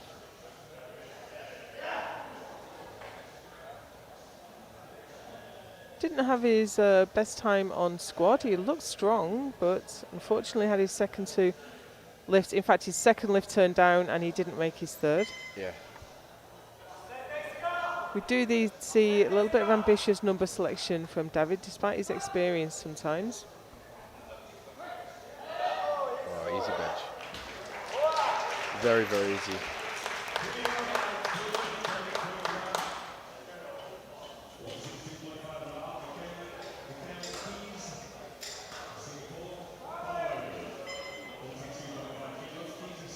So now we have Kise Mikaele from Singapore with 162.5 on the bar.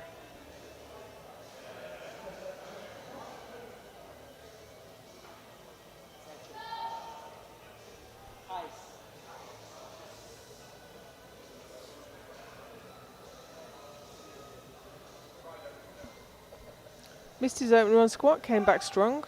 Let's hope he gets his opener in this time. Oh, nice. He hit the rack on the way up. That didn't seem to affect him too much. It's not a fail in and of itself, but it can cause the bar to swing around and then you are unlikely to bring it back. Yeah, or you have a downward motion on the bar because you hit the rack. So usually you don't want to set up too close to the racks because of that.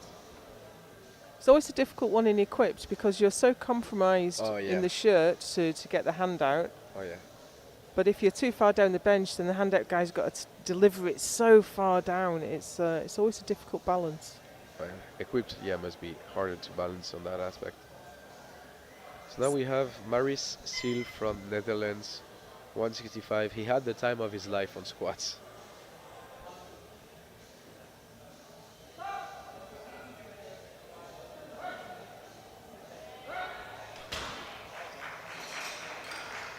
And he seems strong on the day on bench too.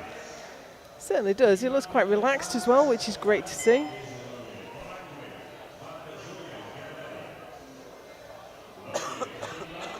We had a fantastic 83 kilo session last night, and the key thing for me was during Kangama walking out for his final deadlift, he looked happy and confident in it. And Yeah. when you see a lifter in that sort of condition, you think you can do anything you want today. It's a lot of it is about belief. Oh yeah. Keen Madden, 167.5. Looked effortless. First couple of his squats were the same though, weren't they? Really, really easy. Oh yeah. So we continue with Balangwe Bakinya Julia from Cameroon with 170 kilos on the bar. He had a good day on squats, finished up with 310, which is a very, very good squat. Now opening with 170 on bench.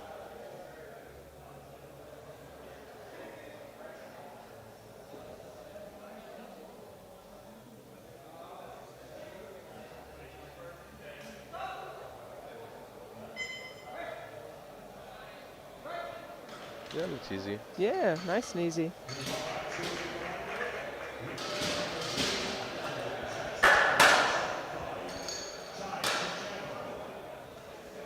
.175 kilo is loaded on the bar for Van Bezuijen Richard from Netherlands.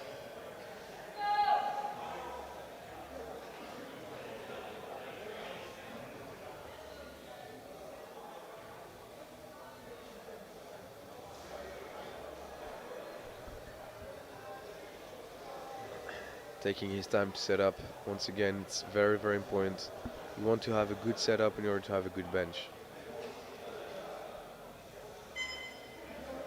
Important in every lift, but bench is one of the Yeah. most technical. Yeah. Nice. Yeah, that was very smooth. Yeah, really not good. very speedy, but Yeah, he wasn't very very smooth. aggressive with it, yeah, no. but maybe he's going to bring his levels of aggression up as we move through the lifts. Yeah, exactly. Yeah. Now we have Boren Chai, Malaysia. He did not have a great time on squat. Got his Yeah. opener and then really struggled seemingly with strength. Yeah, exactly. Yeah. Now he hasn't changed his opener. Sometimes when a squat goes quite badly on strength, you just nudge your openers down on everything else. But he's kept his 180 opener. Yeah. Let's see if that was the right call.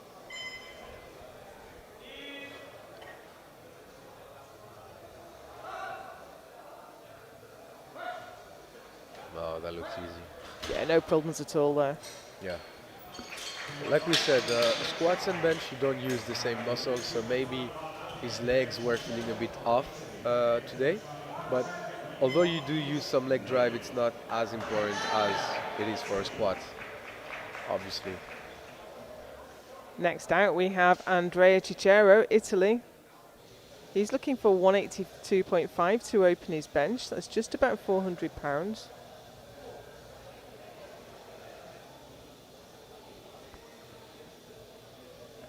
Got two of his squats in. Yeah, he looked strong.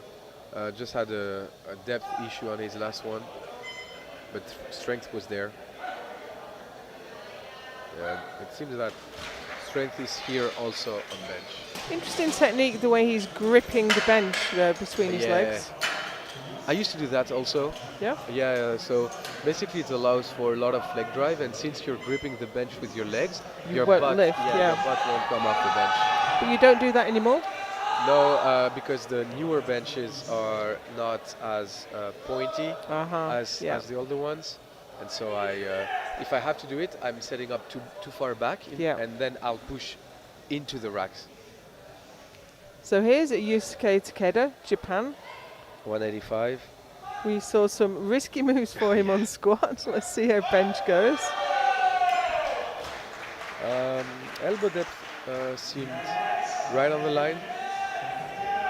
So hopefully as we go up in weight, we don't see any shorter range of motion. So the rule is that I think the left was slightly Yeah. higher than the right, but I think he's good. The Yeah, rule yeah. is that the bottom of the elbow must be at least parallel with the center of the shoulder joint. Yeah, It's a difficult one to pick up on the fly. exactly. Tamás Temesvári, Hungary, 185.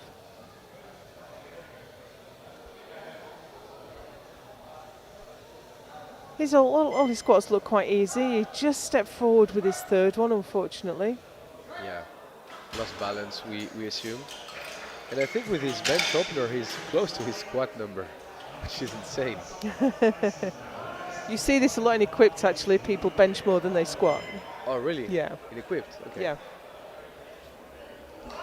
But it's always a bit startling to say you bench press more than you've squatted. Yeah. And here's Alexander Karasson, Iceland, for 187.5. We're getting towards the end of the first round now. In fact, is this the last one? Yeah, he's the biggest opener in the B group.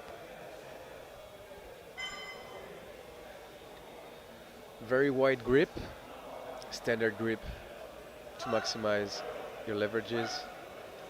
But he sinks a little bit to Yeah. get that elbow depth in. Yeah, that's what I was about to say.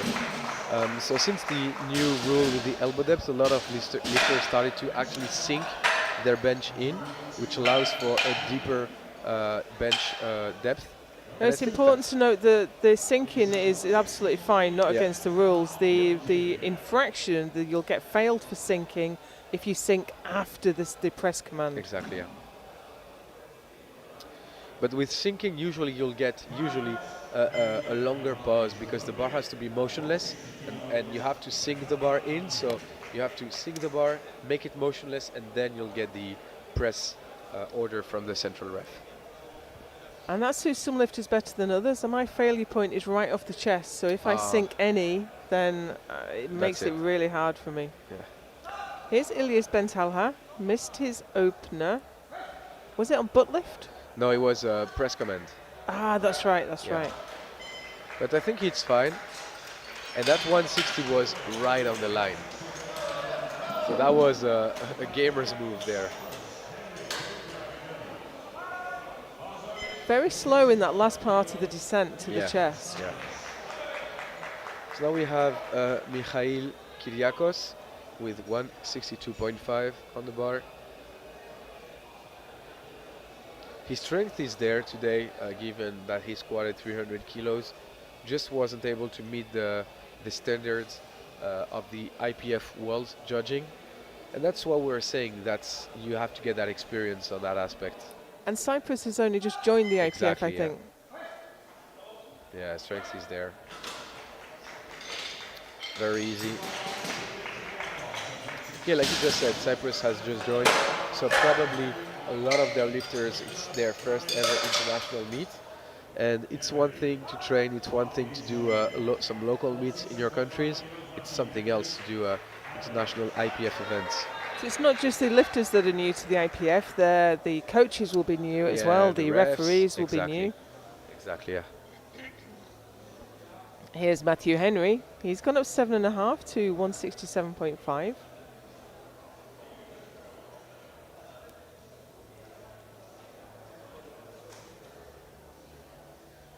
So as you can see here on the live stream, there's a light which is at the opposite end of the lifter's butt, and it's to allow for the refs to actually see if the lifter lifted his butt during the bench press, which is again an infraction.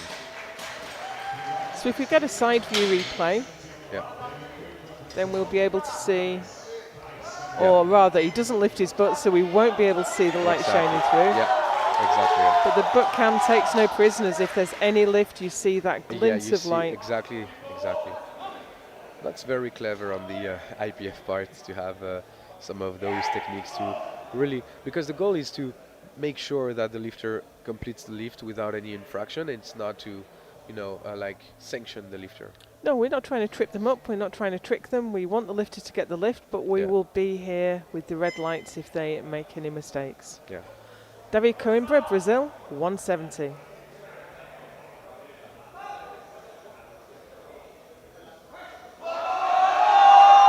Very good technique.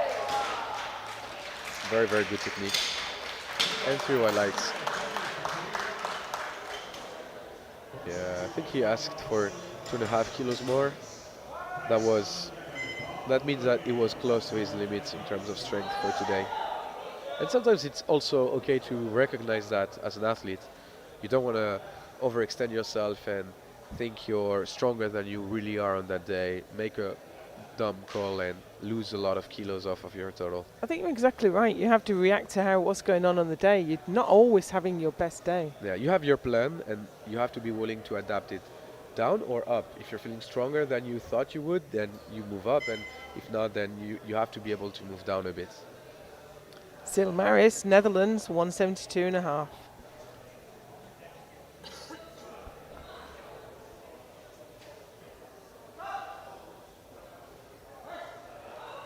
Yeah, nice. Easy. Yeah.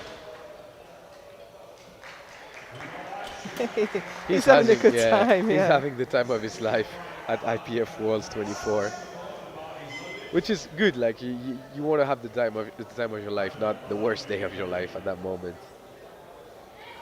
So we have Kise Michaele. I think it's Kais. Kais Michaele from Singapore, 172.5. 10 kilo jump, that's a pretty big jump.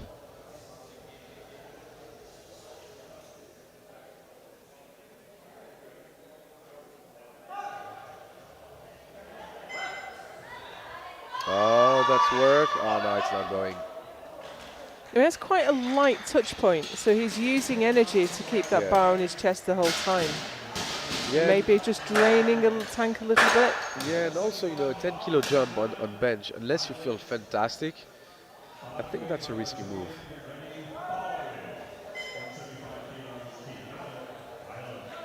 Keen Madden has taken 7.5 kilo jump to 175. He's made everything look effortless so far. Oh yeah, exactly.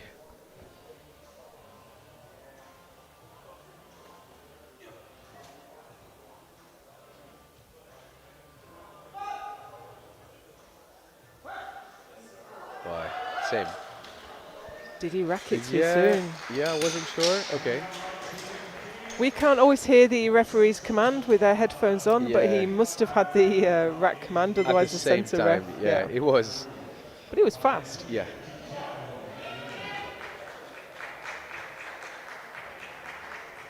Balangwe Bakignan Julien with 177.5 on his bench. His opener looked very strong, very, very smooth. 7.5 kilo jump shouldn't be a major struggle. And he's pacing himself up, collecting every kilo he can along the way. Nice. Very good call. What do you see? Like a 5 kilo jump from there? It's hard to judge, isn't it? Certainly 2.5 kilo would be safe. 5 kilo might be just pushing the limits a little bit. Without knowing the lifter, yeah, I don't know, 5 might be fine there. Yeah. That's how I would say, I would think. Now, obviously, some lifters are very, very explosive, and when the bar just slows down a bit, it means that there's not much left, and some others grind a whole lot. So, it depends on the lifter, but let's see on his third round. We have Richard van Bezien, Netherlands now, for 182.5. Getting towards the end of the second round. This is a huge group of lifters. We have 20 lifters Yeah. in 2 flights. Nice. Strong bench. No major struggle. 182.5 moved well. Both of the Dutch lifters in this group are having a good day out. Yeah, exactly. Yeah. But I think they're on the same projected total, 707 kilos. Little bit of an in-house rivalry there. Yeah. Here's Andrea Cicero, Italy, for 190.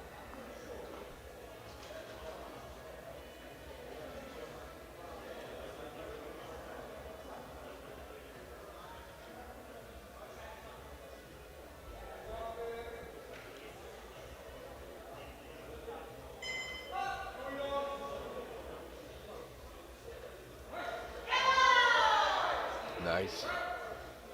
Really strong. Yeah, He good was bench. nominated in 9th place, so he just missed out on the A group. It's always hard for those lifters that are Yeah. right on the cusp.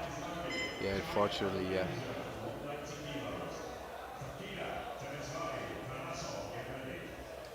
So we have Chai Borren from Malaysia with 190 kilos on the bar. His opener moved very well. But his squat opener moved well also, took a big jump and he got caught for that, so hopefully, oh, he's getting, I think the central ref tells him to cover the ring with his fingers because that's mandatory in the IPF rulebook.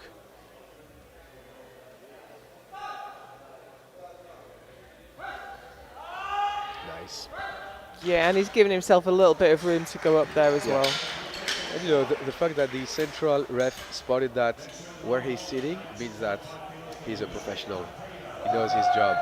Well, that's Sung Ting Xie. Yeah. He is a lifter with many years of experience, both classic and equipped. Yeah. Lifted himself earlier in the 74s. Excuse me, the 66s. Yeah. Team Japan is fired up for the lifter. Takeda Yusuke attempting 192.5. I thought his first attempt was very borderline on elbow depth, so hopefully he doesn't cut that in order to lift more weights.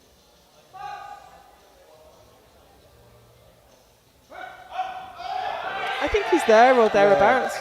Yeah, that looks on the line. Yeah.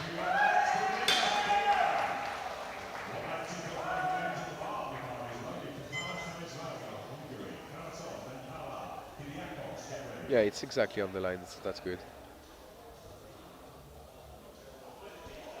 And here's Tamas Temeshvari, Hungary, for 192.5.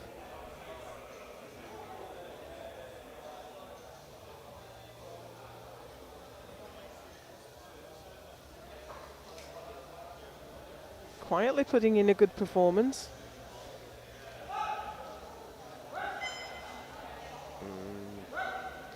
I'm not sure. Did he lift his head up during the bench? I didn't spot it, I wasn't specifically looking for it, but the refs missed it, and you can't overturn 3 whites. Yeah. Might have just left a tiny bit of contact behind. Yeah. So now we have Karasan Alexander from Iceland with a 10-kilo jump. Very, very big jump. And closing in on a 200-kilo bench. Which is, as we said, a massive bench, 200 kilos for a human being. Pretty much no matter your weight, I would say, is a big bench. Yeah, I think you're right, yeah. But especially if you're like under 100 kilos, I think that's a very, very good accomplishment. So let's see that 197.5.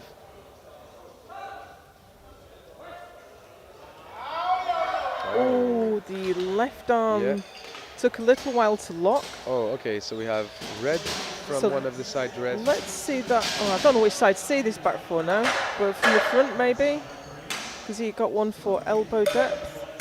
Yeah, so he's got one for elbow depth, one for yellows. A little bit hard to see both sides at once. Yeah, and I think honestly with like 2 mistakes spotted by 2 different refs, I don't see the jury overruling a call like that unless it's like blatantly questionable, which I don't think is the case here. Here's Ilyas Bentelha, Algeria, for 165. That is not going. Yeah, unfortunately, yeah. Just overreaching on his 3rd attempt. Yeah.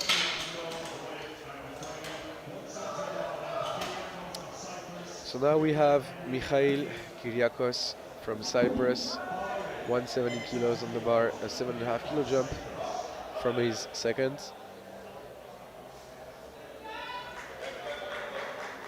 And he looks on point today. His strength levels are there. He was able to squat 300 kilos, although not to the IPF standards, but it means strength is there. So that shouldn't be a major issue on his third bench, I think.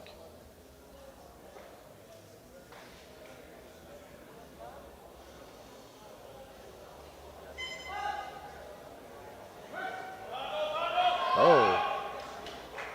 Okay, that was surprising. Yeah, it all went very quickly, didn't it? He was very Yeah. quick to the chest, and then he had nothing behind it. Yeah, yeah.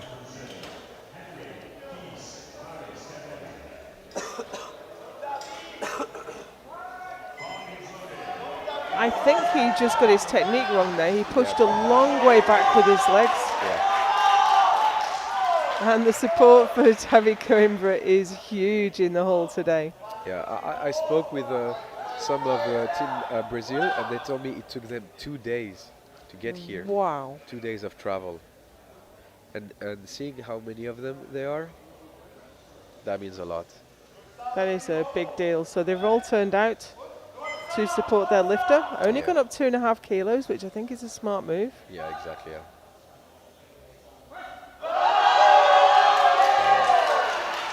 Bang on. Yeah. You know, looking at it, I think he may have had 2.5 kilos more in the tank. But after his second, he looked at his hand row and immediately said 2.5. So it's hard to say. Sometimes you're not too sure about your strength level. You get fired up. It moves better than you thought. And this is why RPE is so difficult, because Oh, your yeah. own perception of how difficult it is. It changes, yeah. Whenever I come out in front of the bar and say how hard it was, my coach always says, watch the video. Yeah. Watch the video, you'll Exactly. change your mind. Yeah, exactly, yeah. Here's Matthew Henry for his third and final bench, 172.5 on the bar. You know, it's an assessment to make. Like, you have to consider how you feel, but also how it objectively moves. Yeah. And have to find the right balance between the two.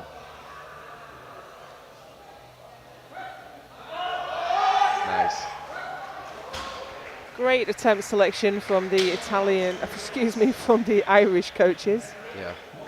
And you know what's funny?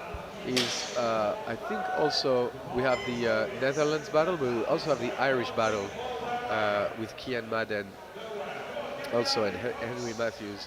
Okay.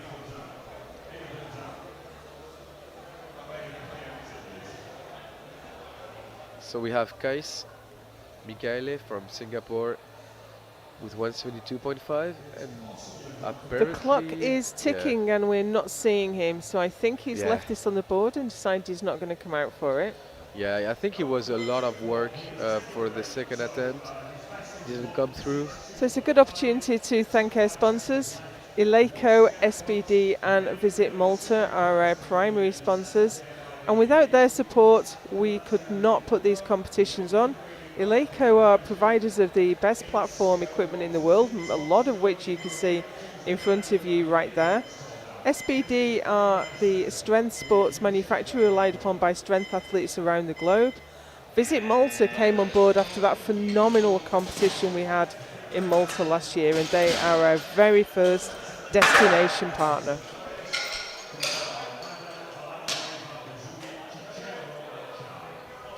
So we have counted the clock down now, and we have Sil Maris out next for 177.5. I have to say, Malta was one of the best competitions I've been to. It was so good. Yeah, same with me. But the standard of lifting has risen again this year. Yeah, exactly. Numbers that would have easily won a couple of years ago don't even make the podium anymore.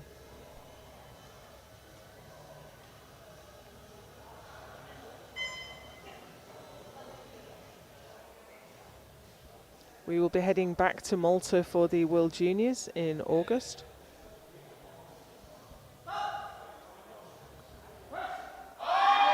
Nice. He really is having a great day out. Yeah. Might want to keep a bit of that energy for deadlifts though. Yeah, hopefully deadlifts go as well as his squat and his bench. So now we have Kian Madden from Ireland with 182.5 on the bar.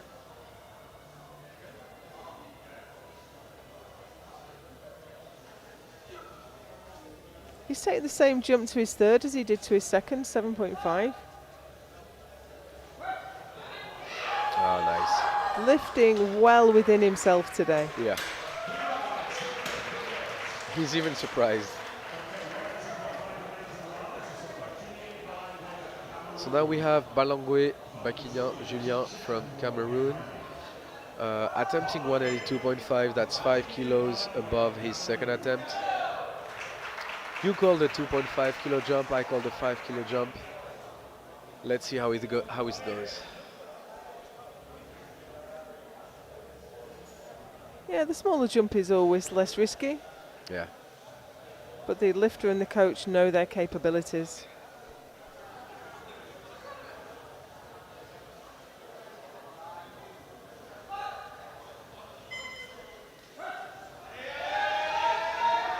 Nice. And that was bang on. Yeah, exactly. 2.5 more wouldn't have go. 2.5 less would have left a bit in the tank. So that was spot on from himself and his coach. Most impressed by lifters who can bench that sort of weight with no wrist wraps. Oh yeah, exactly. You know, I'll be honest, I cannot bench above 120 without my SBD wrist wraps. I think I think my limit is about 50 kilos, Oh, and then okay. my wrist can't take it. Yeah, yeah. Here's Richard van Bezuyen, Netherlands, for 185. He's taken a 2.5 kilo increase.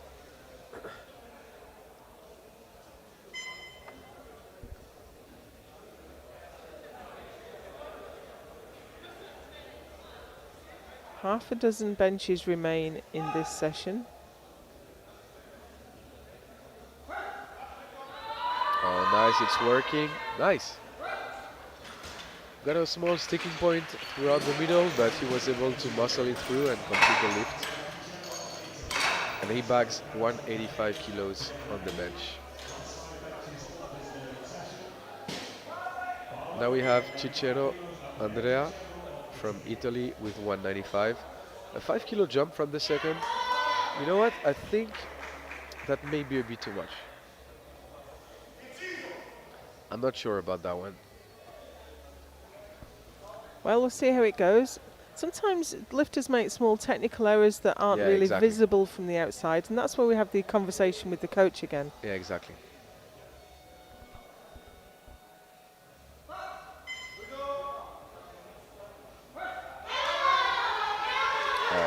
And this may be one of those situations. He was on the money. He was on the money.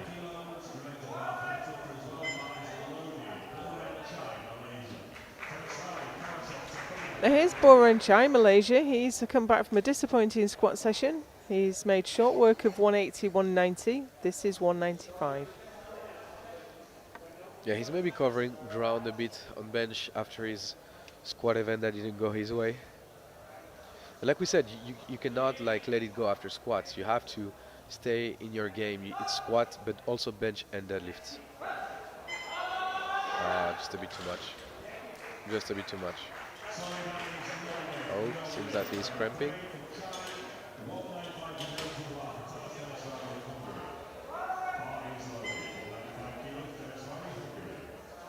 So now we have Temeshvari Tamash. Yeah, I can't see he did anything wrong there other than just wasn't quite strong enough for I it. think so.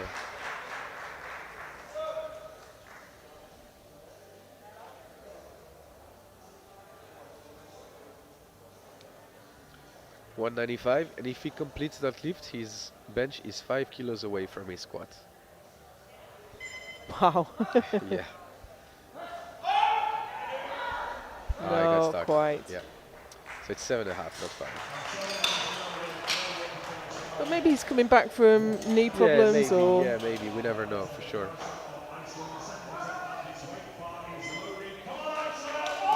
So now we have Karasan Alexander.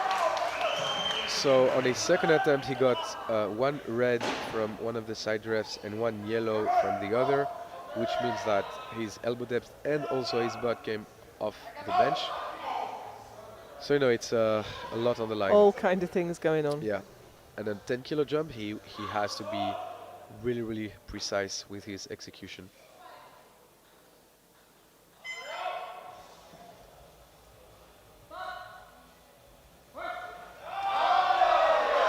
Now he did clip the rack, Yeah, but that yeah. shouldn't give him an issue. Yeah, okay, I like. Very good complexion so far. He got called on his second squat for depth, was able to come back and make it convincing, and same with bench, so congrats to him. We have one bench press remaining, and it's Yusuke Takeda, Japan, for 197.5. As a Japanese lifter, he has to make it. Japan is known for being bench specialists all over the place. And they were fantastic. The Oh, Team yeah. Japan was so brilliant at the World Bench last week. Yeah. Nice. Did you jump the command? No, that He was, yeah. was good. That Two was. highlights. I was concerned that he jumped the command Yeah, too, same. but that was a good lift. And Yeah. he came back with some risky strategies on squat and absolutely nailed it on bench. So there are the standings after bench. So all those people on 197.5. We're going to take a 10-minute break now. See us again for deadlift.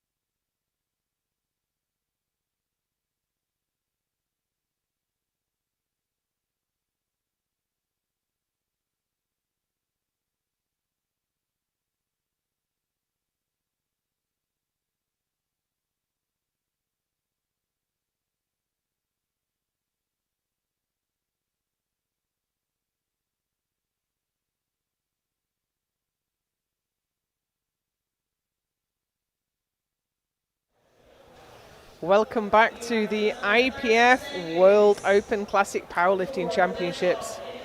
We are live from Druskininki and we have the 93 kilo B group men. We have been through squats and bench. We are all the way through to the deadlift part of the competition.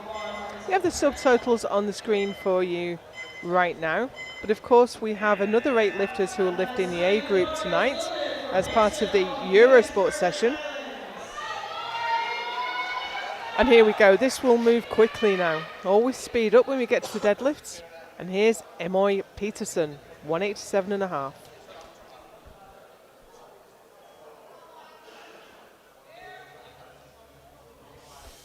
Six for 6 right now. Wouldn't it be great to make it 9 for 9?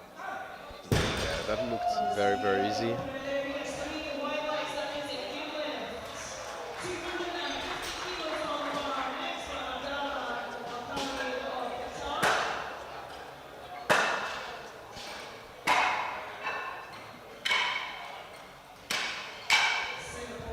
And the next lifter out is Abdallah El Khanib from Qatar. Now he's had a difficult time. He's only got his openers in so far. Yeah, unfortunately, a couple of mistakes, either strength mistake or standard mistakes in terms of like judging, refereeing. We have Qatar is relatively new to the IPF. Yes, exactly. So they're still developing their coaching structure. Nice and easy. Like you said, it's about coaching culture, but also the lifters understanding what the standards are, how they should behave on the platform, what they should look after in terms of avoiding errors to not be sanctioned by the refs. So it's all of that. And here's Hud Siefik bin Herman, Singapore, 255. He had a fantastic bench session. It all looked super easy.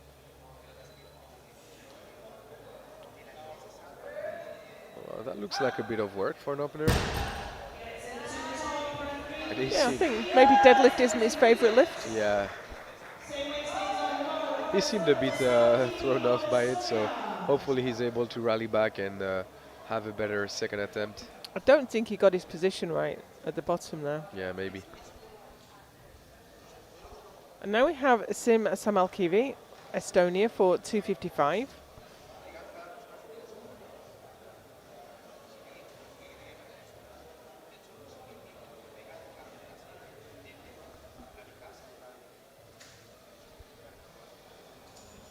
Four for 6 right now. So he's opening with 255.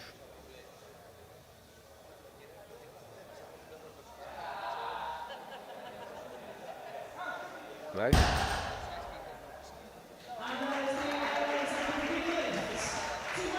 Good lift, 3 white lights for him.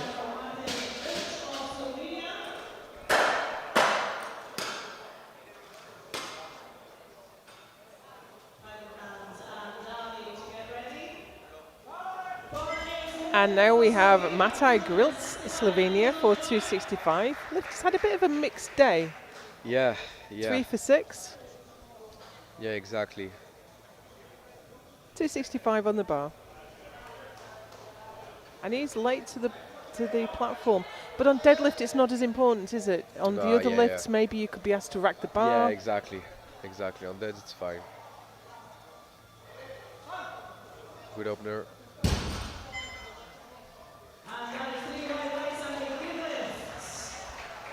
It doesn't seem he's having the time of his life competing today. You know, sometimes you have those days and you have to be able to brush it off and take what you have on the day. Yeah, you can't be doing your bench and still stewing about what happened on squat. Exactly, yeah, exactly.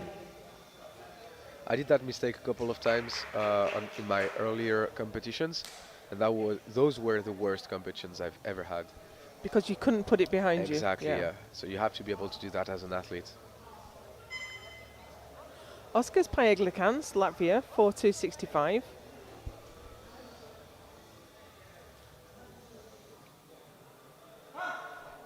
Yeah, strong opener. Nice and easy. Yeah, strong opener.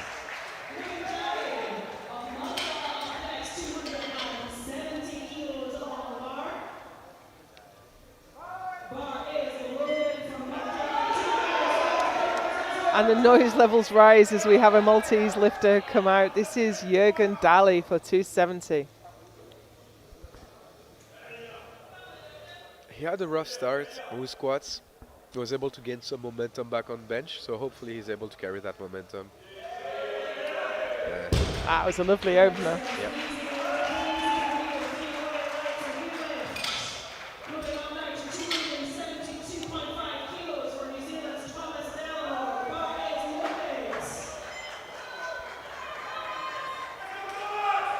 And next out we have a lifter that is also having a little bit of a mixed day. He missed one of his squats on depth, overreached slightly on his bench.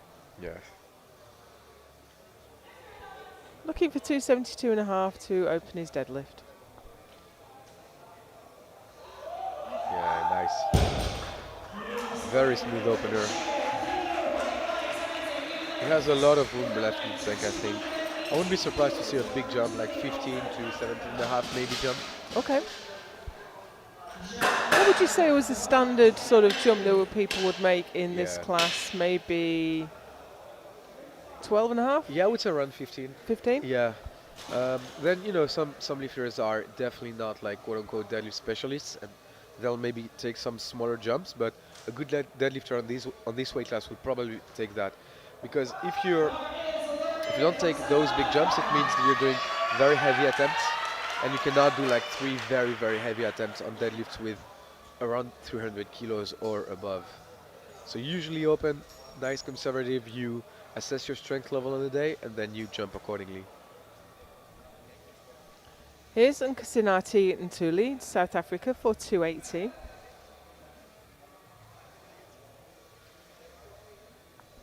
Missed his opener, but he's recovered from that, and he's got all his lifts in since then. And that was nice. Yeah. You know, same. I wouldn't be surprised to see a big jump from there.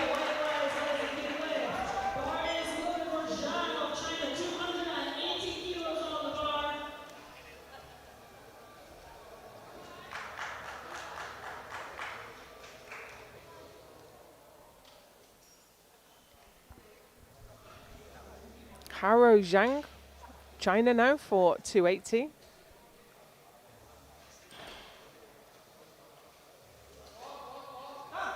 Nice. We're seeing some very, very good deadlift openers. We've seen some fantastic lifting considering we're in the B group. Yeah, exactly, yeah.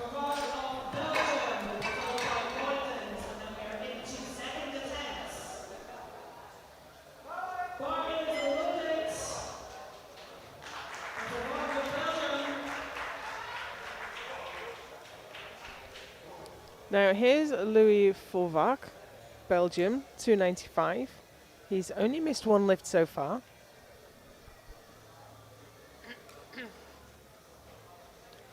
You can see a wide stance sumo position.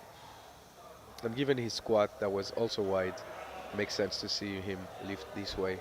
Got very long legs. Yeah, You have to fit them in somewhere. exactly. And that 295 looked very, very effortless. Yeah, that was fast. Referees are just keeping him in suspense for a moment, but that is 3 white lights.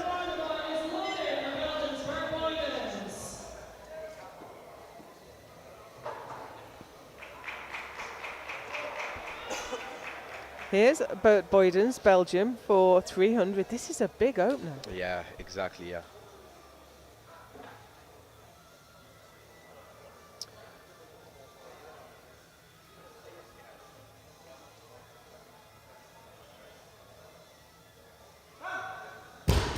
Nice. Nicely done. And that was the biggest opener in the flight. We have 2 flights of B group men this morning. 93s is a huge weight class. Yeah. And it's a very, very competitive one also. I think from the 83s up to the 105s are the most well-populated weight classes. Yeah. And so usually the level of competition you see in those weight classes is very, very steep.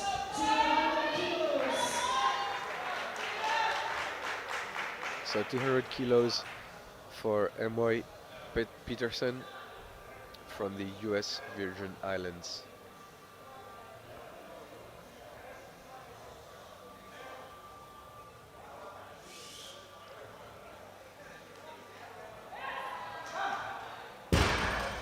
Yeah, very easy. Really fast. I reckon he Yeah, yeah. might have another 7 or 10 left. Yeah, I think so. I think so.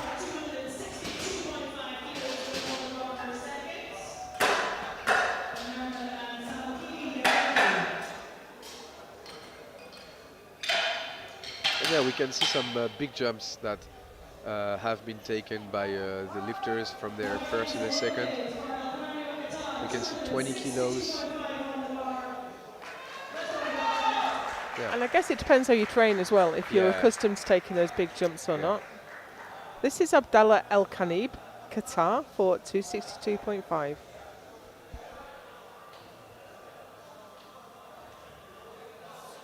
Nice. Nicely done. Good sumo deadlift through our lights. But yeah, knowing how much to jump, I think, is something you have to learn, you have to master. And it's difficult. It's different for every lifter. Exactly, yeah. Sometimes I take up to 60 kilo jumps. Wow, Yeah. that's huge. Is that to keep your energy level so Yeah, you're not exactly. using? Yeah, exactly, yeah. So we can see Bin Herman Hood Siafik from Singapore, 270. And that's a big jump considering how his opener moved. But he's able to make it. It just feels like his positioning is a little bit off Yeah. when he's starting the pull. He's Yeah. over the bar. He's not pulling back into it. Yeah, yeah. And he had some lateral shift there as well. Exactly, yeah. Yeah, he did get a red from the central ref for lack of lockout. The jury apparently did not overrule it, so they must assume he was a good lift. Now we have Samal Kivi Sim from Estonia with 270 on the bar, another 15 kilo jump.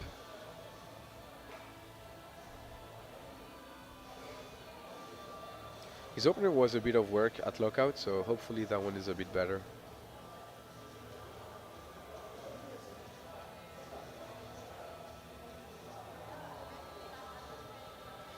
Nice. Gets his second one on the board. Yep.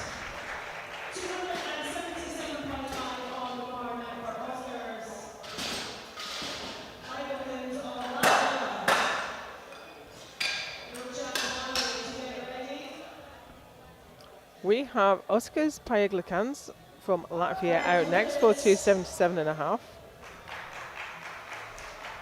He's looked strong all day. Yeah, exactly. I think he did a 3 for 3 on every lift, I'm assuming.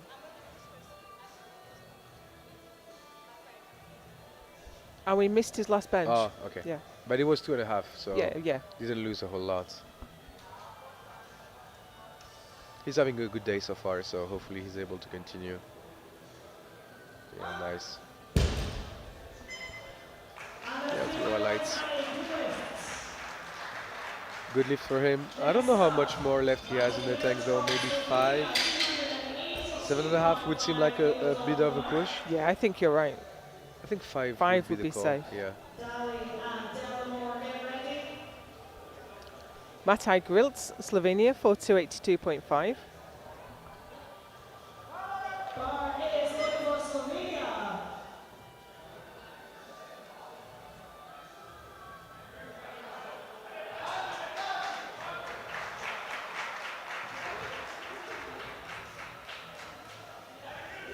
Seems to be having a little chat with himself as he walks out. Nice. There was hardly any setup at all though, was there? Just walked up and picked the bar up. Yeah, he just came to pick the bar up.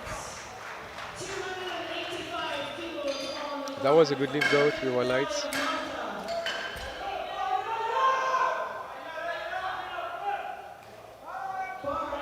And you can hear Team Malta going crazy for Dali Jurgen with 285, 15 kilo jump.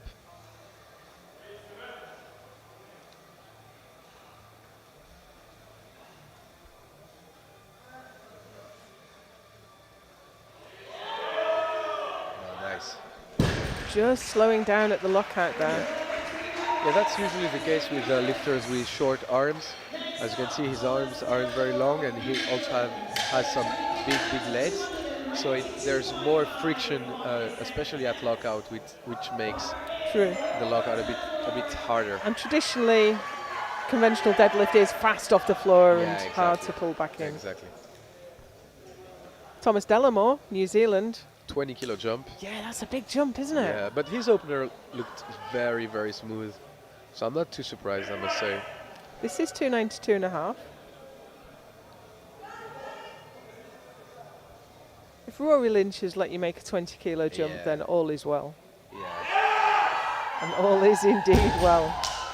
He needs to just be a little bit careful about getting that bar down. You get overexcited, you throw the bar down, you're going to lose it. The rule is that you must return the bar to the platform under control with both hands on the bar, which he absolutely did there. Yeah.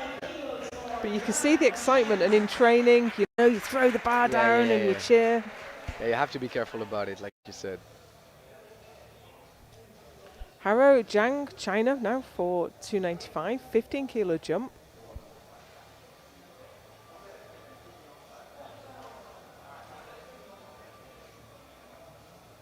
Nice. Yeah, strong and steady. Looked like a third attempt though. Maybe. I think maybe he has 5 more. Okay. That's what I would say.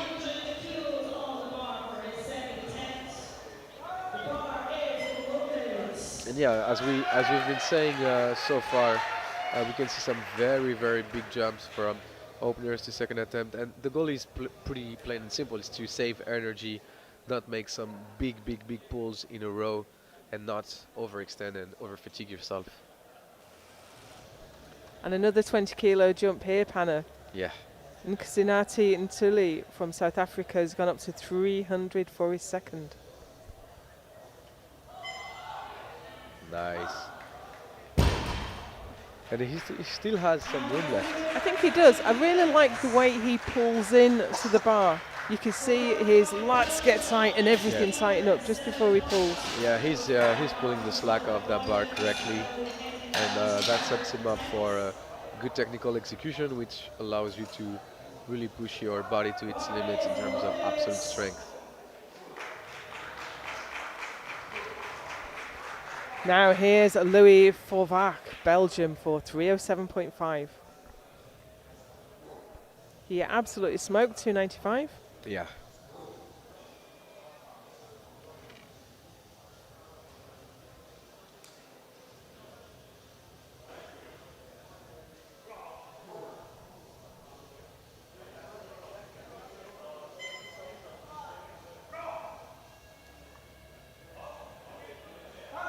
Nice.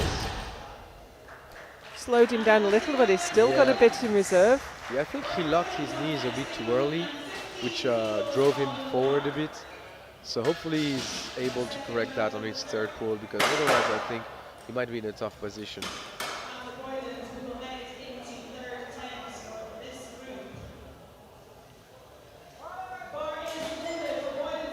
And here's Bert Boydens for 315.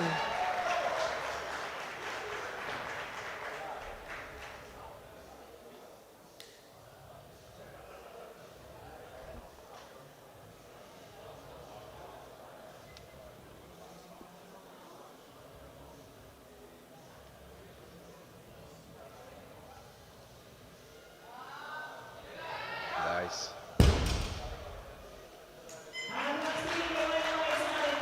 Again, just a touch slow at lockout. Yeah. Yeah, but 315 is It's a big weight. yeah, it's massive weights. Massive weights.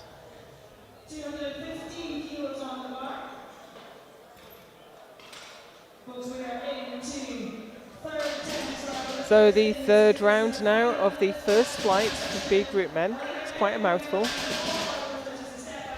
And we are going to begin with Emoy Peterson, looking for 215 to finish his day. Slows down a little bit now as we clean the bar between each lift.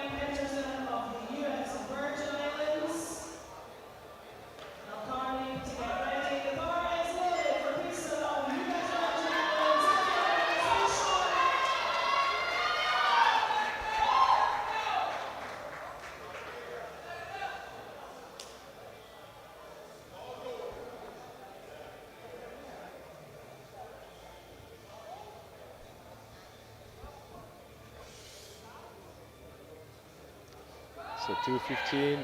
That was easy. And I believe he's gone 9 for 9 in his very first international competition. Yeah, that's cool. And that's the way to build a positive experience. Have a great time. Yeah. And I'm sure we'll be back again next year.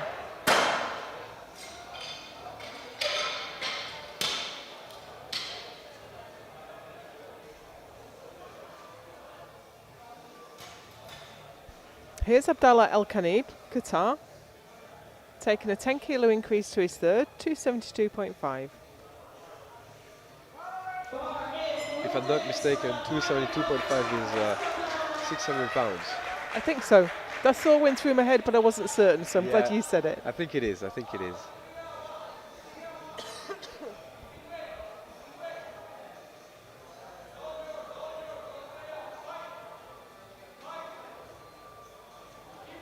So he's pulling. Oh, it's off the floor.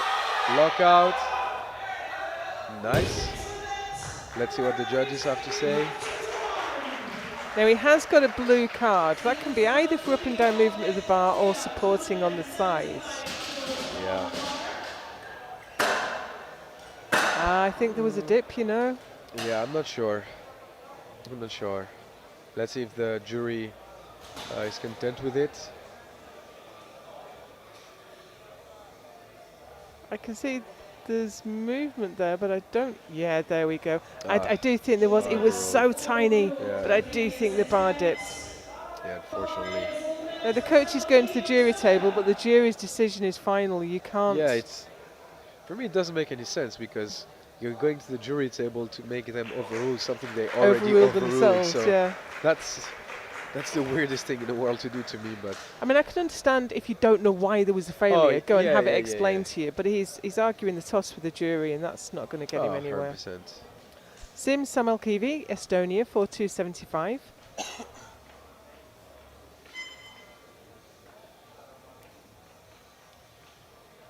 He's concentrating all of his energy left, trying to make this 275 kilo pull.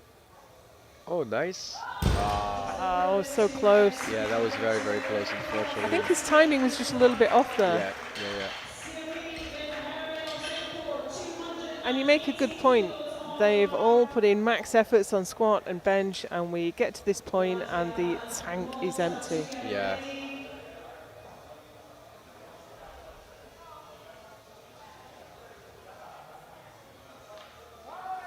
So now it's really just time to get every ounce of strength you have left in your body and put it on the platform. And of course, you don't need to keep anything in reserve now. This is your last pull. Yeah. And this is Hood Siafik bin Herman, Singapore. 280 on the bar. He's pulling, it's off the floor, about to lock out. Nice. I think he's got it. And he's happy. Yeah, he's happy. He's going to do a little bit of a lap of honour. Yeah. Give all the referees a nice chalky handshake. It's a nice thing to do because the refs are volunteers. Absolutely. They give their time and their energy for us lifters, and it's always important to thank them in any shape or form. Oskars Kvaeglikans, Latvia now for 287.5. I think that would be hard, and I'm afraid he may have overextended himself. I have the same concern.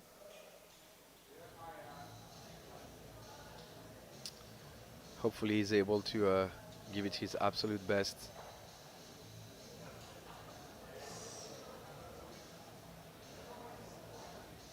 Nice, it's off the floor. Oh! I think he's got it. Yeah. Nice. And 3 white lights for him. In these things, it's often really nice to be proved wrong. Yeah, hats off. Hats off to him. That was a very, very nice effort. I thought when his legs locked there and he hadn't pulled back, I thought he had no chance. But Yeah, same. But he was able to, so congrats.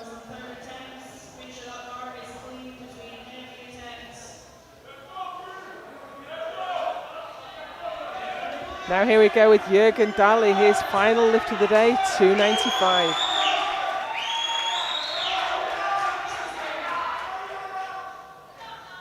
Team Malta is fired up.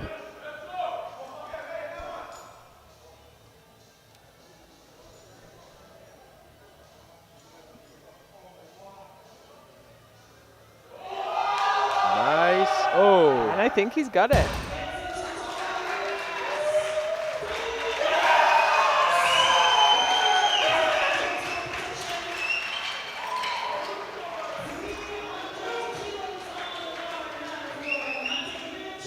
It's great to see a lifter have such a great time on the platform.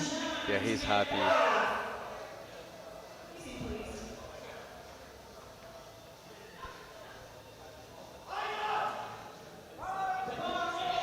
Next out is Mate Griltz, Slovenia, for 300. Now this is a big jump to his third, Panna. Oh yeah. Yeah, that's a massive jump to his third. Maybe he's not. Oh no, he is coming out for it. Oh. He had a rough day so far, so hopefully he's able to make that lift and finish on a very, very strong note. But if you're having a rough day, it's going to be difficult to take such a big jump. Yeah, exactly. Let's see. Yeah. I mean, sometimes it's better just to take a small jump, get the lift, because that's more of a boost than trying for some landmark 300. Easiest to be wise once it's over there. Yeah.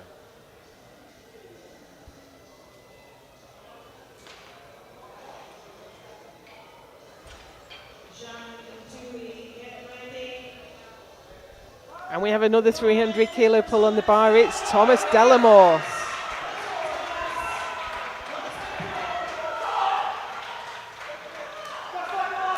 And he's also got some fans in the audience cheering for him.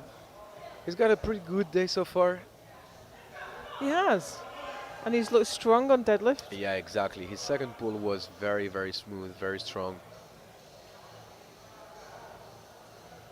So let's see him attempt this 300 kilo massive deadlift.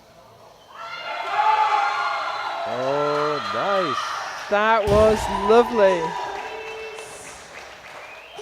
I think he's got it. One red for lockout. It looked okay to me, but if we Yeah. take a look at his lockout on the replay, knees look locked. Maybe that left shoulder was a little bit soft, but I think that'll be fine. Yeah.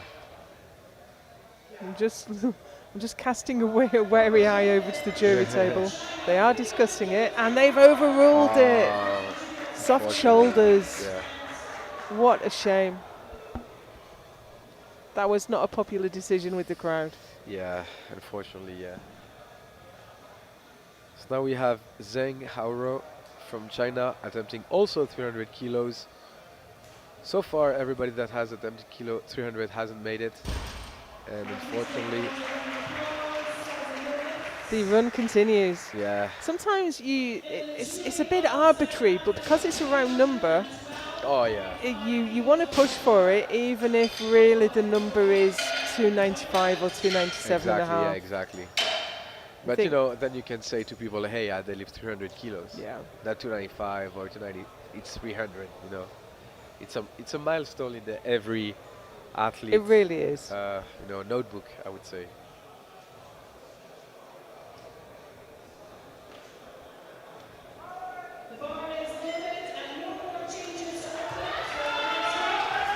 So now we have another over 300 kilo pull, and Tuli and Kosinati with 312.5 kilos. Now his 300 was strong. Yeah, exactly, yeah.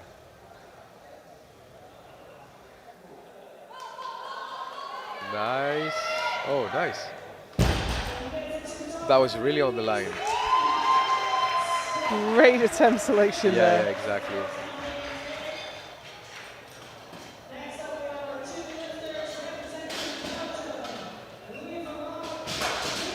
And so now we have the last two lifters of this group, which are two Belgian lifters.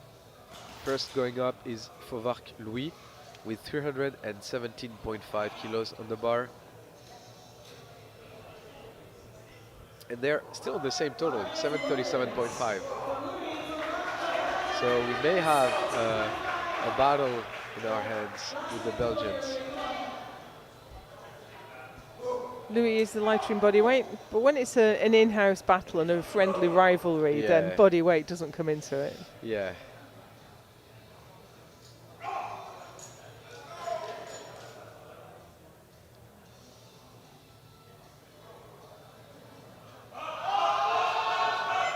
Oh, nice. I think this attempt was better than his second one in terms of lockout. And so he's got it through our lights.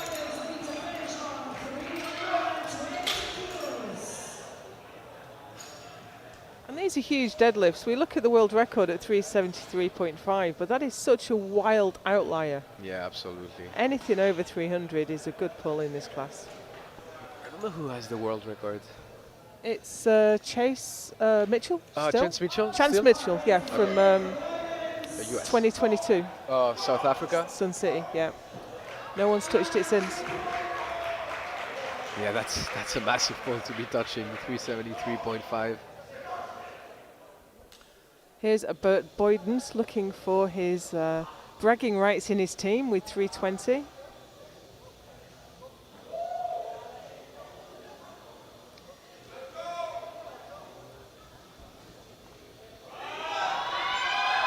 Oh, it's about to lock out. Nice. Stayed patient, kept Yeah. pulling. Yeah, nice.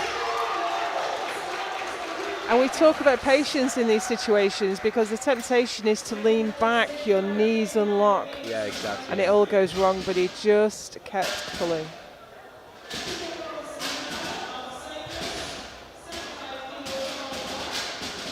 So now we have 75 kilos on the bar for Mikhail Kyriakos.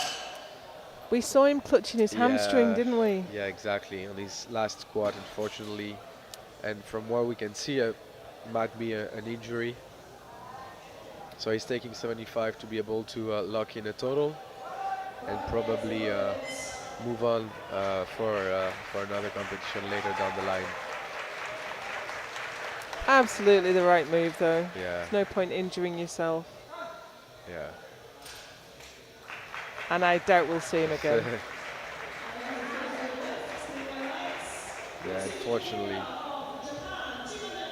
Hamstring injury is a little bit difficult to deadlift with. Yeah, exactly.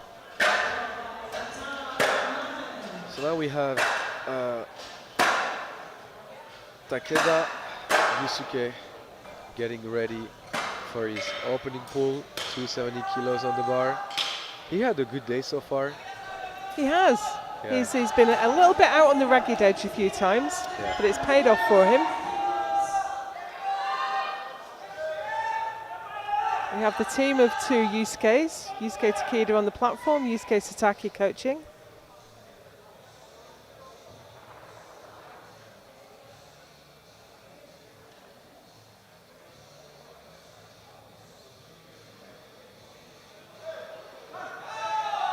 Nice. Really nice. Little pad on the weights. And of course, that's the great thing about the powerlifting community. Lifters that have been on the platform, we've got them in the ref's chair right now. We've got them coaching out there. Yeah, that's awesome. Ilyas Bentalha, Algeria now for 270. Had a kind of mixed day. Yeah, exactly. He had a pretty good day on squats up until the last attempt. Bench didn't go so well. And that's a tough lockout for an opener. Yeah, exactly, yeah.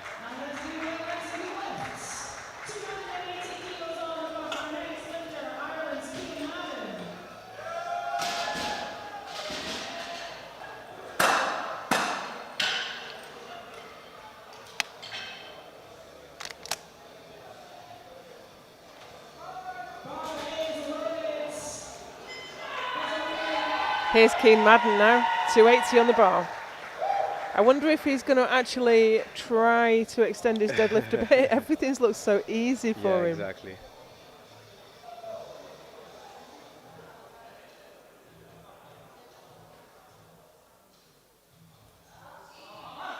Yeah, that looked very strong, very smooth.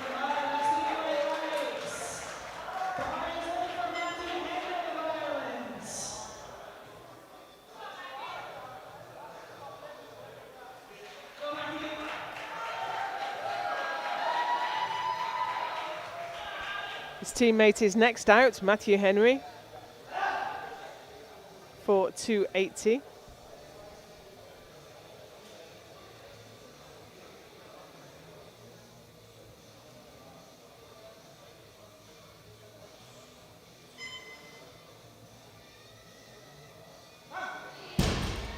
A little bit untidy at the top, but it was fast off the floor.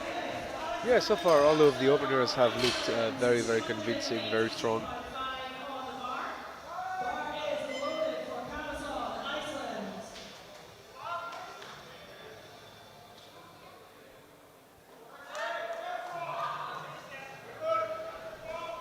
Here's Alexander Carrison for his opening pull, 282.5.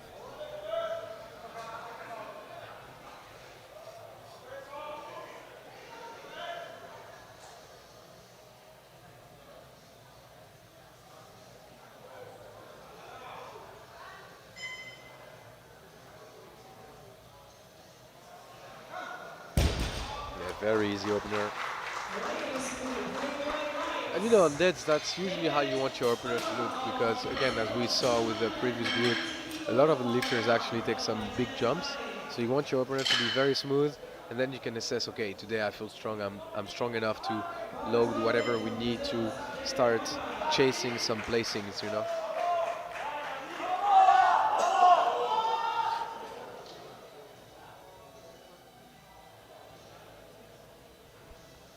Just cleaning the bar before David Coimbra comes out. Looking for 290 to open his account.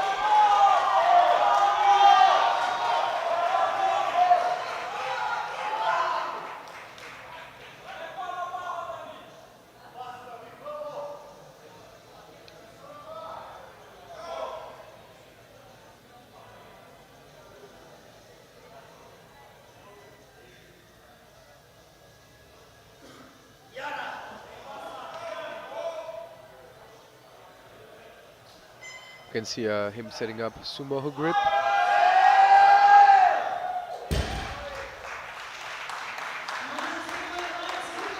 So as a coach, what would be the advantages of using hook grip?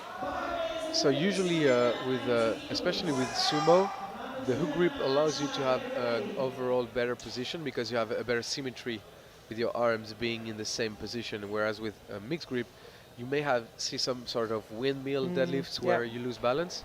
And within conventional, that's something you can actually fight off, but with sumo, because your feet are spread far ahead of each other, in terms of balance, it's way harder to recover from.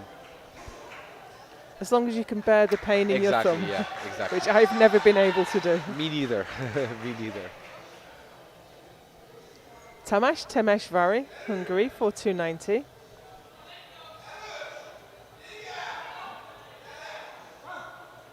A little bit slower lockout for an opener. Yeah.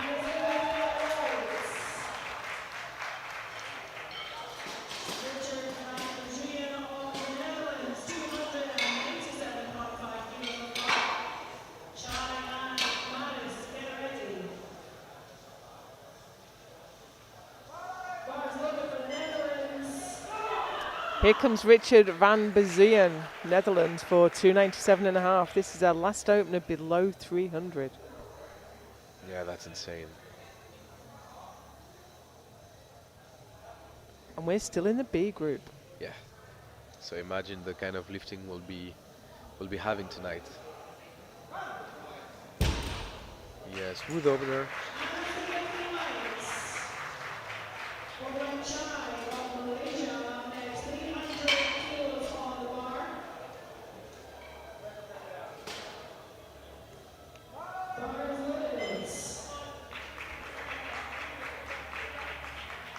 Here's Boren Chai, Malaysia, looking for 300 to open his deadlift. Did 315 at the Asian men's in December last year, so this should be fine.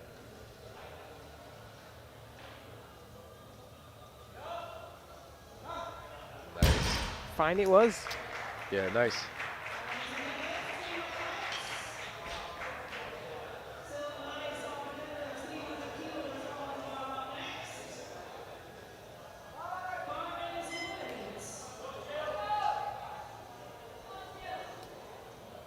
Next two lifters have both asked for 300. Here's Silmaris, Netherlands.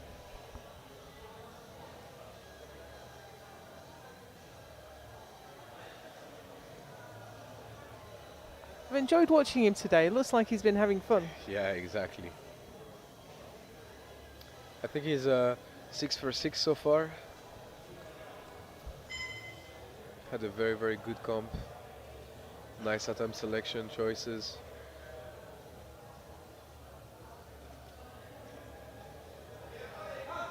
Nice.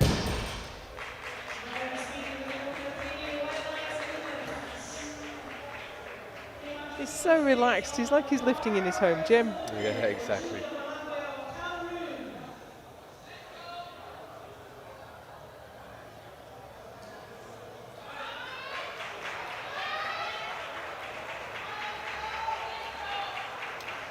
So now we have Balangoué, Bakignan, Julien with 300 kilos.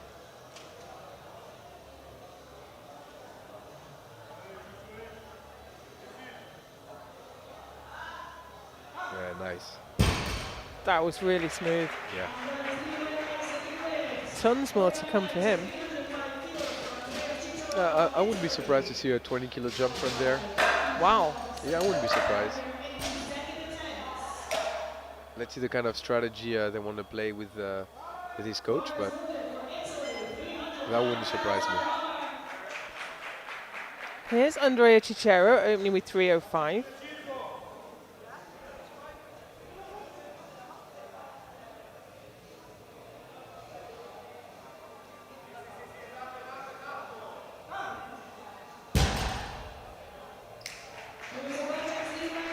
Three white lights, nice easy opener.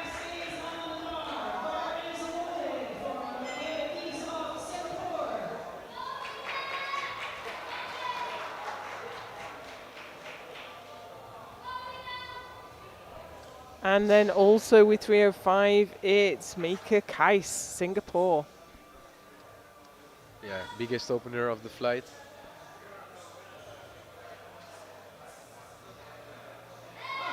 Oh, that was a bit of work. Just seemed to be a little bit untidy. Yeah. I think he locked out his knees maybe a bit early and was driven forward a bit too much because of that. Like here.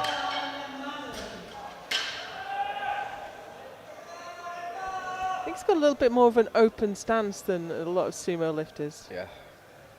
So that's where we are at the end of round one. We go straight into round two. And it's Yusuke Takeda, 290 on the bar. And you said we'll see some 20 kilo jumps here. Here's the first. Here's the first, yeah.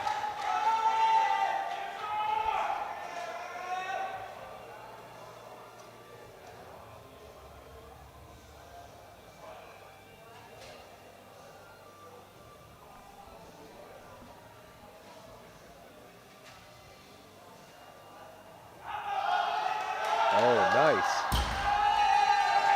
That looked as effortless as his opener. Yeah, he's given himself some real space to move up now. Yeah, and also his total has gone up significantly. He's projected with 787.5.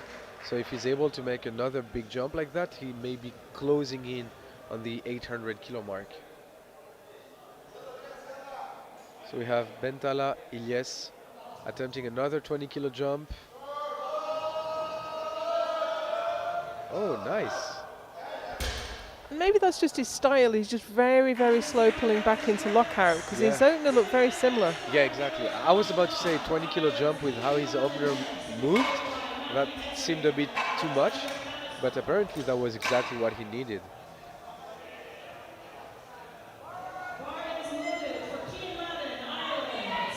Here's Keen Madden. I don't expect this to look any harder than his opener. 295 on the bar. Yeah. I think honestly he's probably just a very, very explosive lifter. As we said, some lifters are more explosive than others, and given how his squat moved, how his bench moved, I think that's just the type of lifter he is.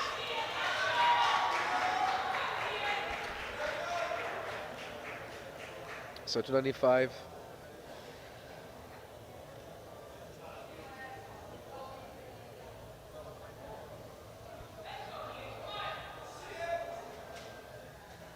So this will give him a higher total than he got in Croatia. Nice. I think he's got it, yeah, through white lights. I don't know how much more left he has though, because that was a bit slower than his Yeah. opener. Another 10 would match his PB total. Match his best total, I should say. But here comes his teammate Matthew Henry for 295 as well.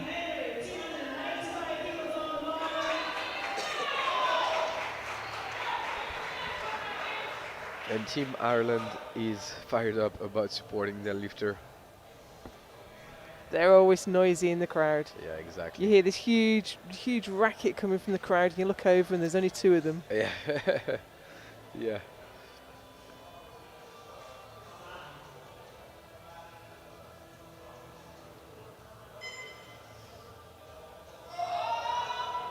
Nice. Smooth pull also. 25. He has some room left in the tank.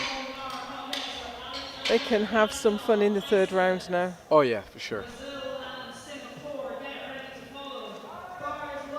There's an old saying that the first lift is for your team, get one in. Your second lift is for your coach, make him proud. The 3rd one's for you. Ah, nice. That's a nice saying. Alexander Carrison, 302.5. 20 kilo jump, another big jump. Once again, we've been seeing those jumps pretty consistently throughout those groups. That's how you usually do. You know, you save energy for your 2nd and 3rd pull.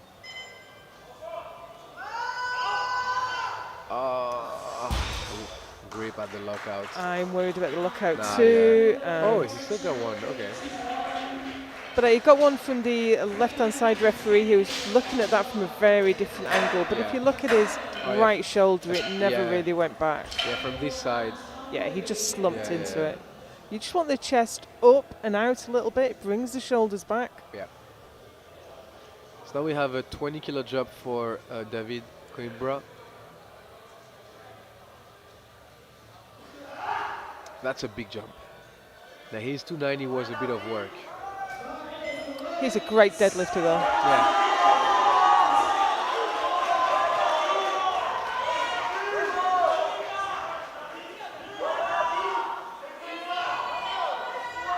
He had pulled me once at the Arnold. He did? Yeah. Arnold 2019, I think.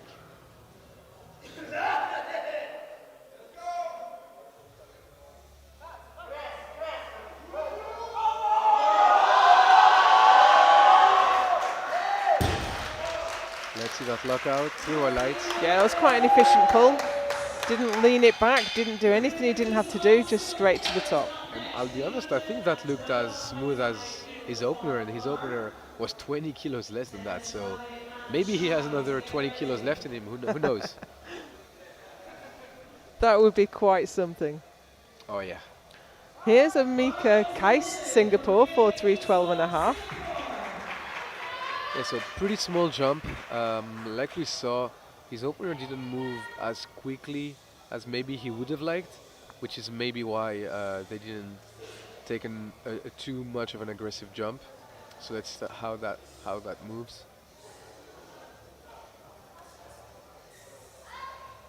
Yeah, probably moves a bit better than his opener too.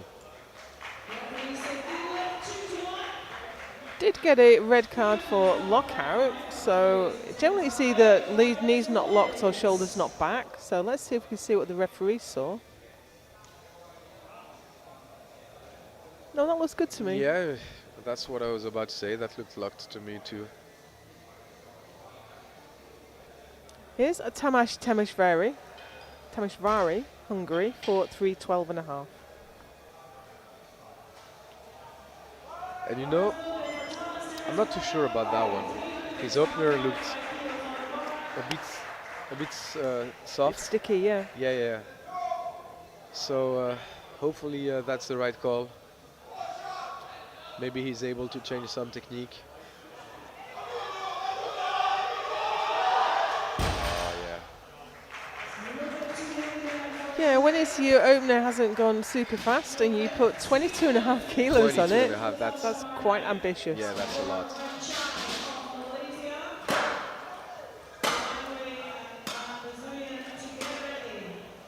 So he's got nowhere to go now. He can't go down. Yeah, he's forced to retake it. Here's a Boren Chai to match the best deadlift we've seen from him on the international platform so far, 315.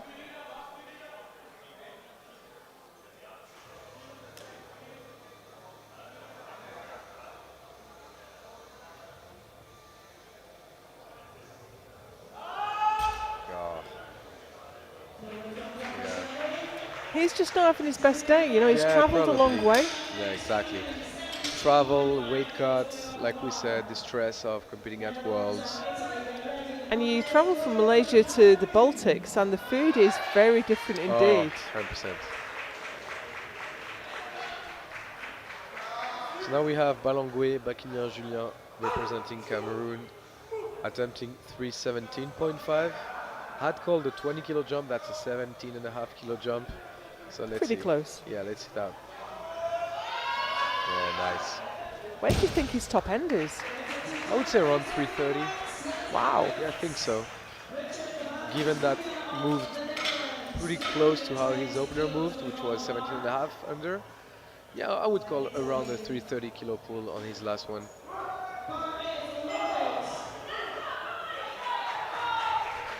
Here's Richard van Bezuyen, Netherlands, for 320, 22.5 kilo jump. Yeah.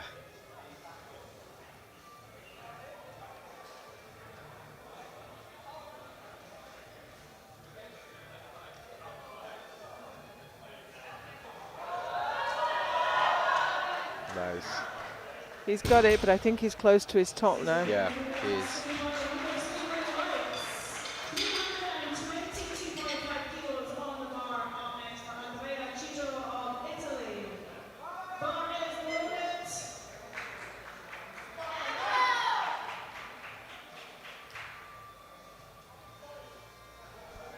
Already on the platform, it's Andrea Cicero, Italy, 322.5.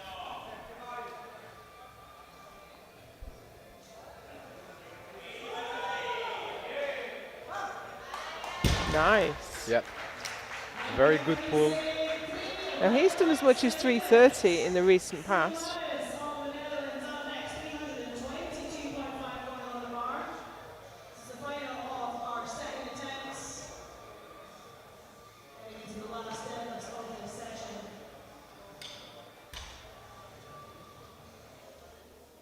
Now here's Sil Maris for 322.5. And that's a massive jump. From 300 to 322.5.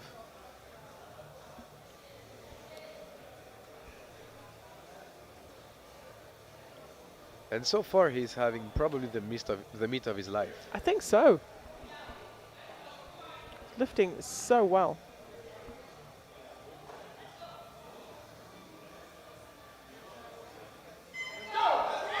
Looking for a little bit of support from the crowd.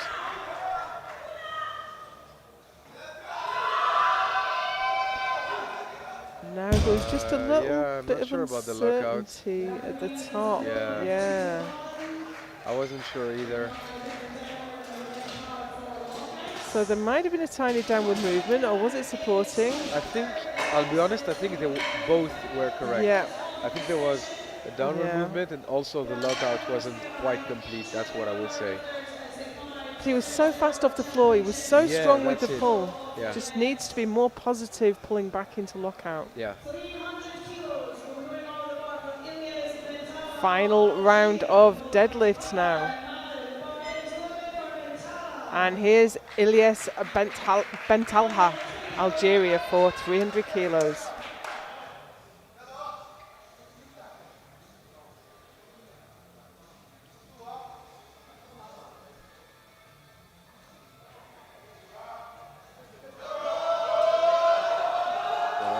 Can he lock it out? I'm not certain. I'm leaving this for the refs, Yeah. but they say there's downward Blues. movement. Okay, blues. The issue we have is that the referees' lights here, they only give one colour. Yeah. The old ones, you could see all the Exactly. colours of the rainbow. So that might have been a red card failure and a blue card failure, Yeah, but all we exactly. saw was the blue cards.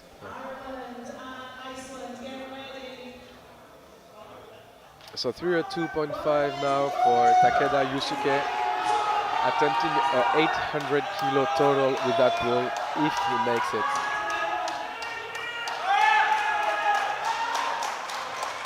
And as we say in Japan, ike ike ike, which means let's go, let's go, let's go. Okay, Yeah. today I learned. So can he make it? 12.5 kilo jump from his second. Second looked good. Yeah, exactly, yeah.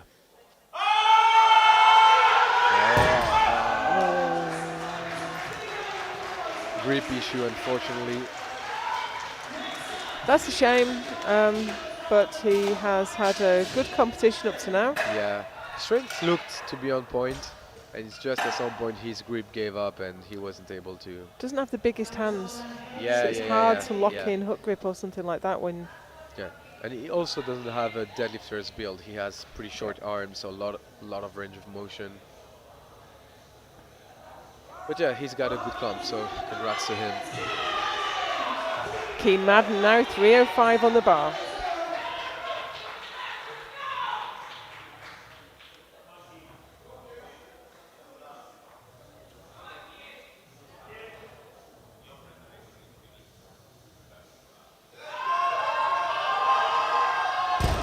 No, not quite. Yeah, grip, unfortunately, I think. That's the first lift that hasn't looked super easy. Yeah. That's a shame that he couldn't just hold on to it and pull it back. And like we said, you know, I think he's a very, very explosive lifter. So that second attempt moved considerably slower than the first one, and means that it just was a bit too much for the day.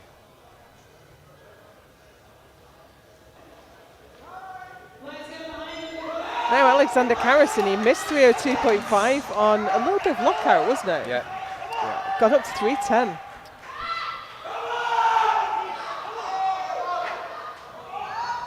This could move him up the ranks a long way. Yeah, exactly. And if he doesn't succeed, that knocks him off a lot down towards the rankings.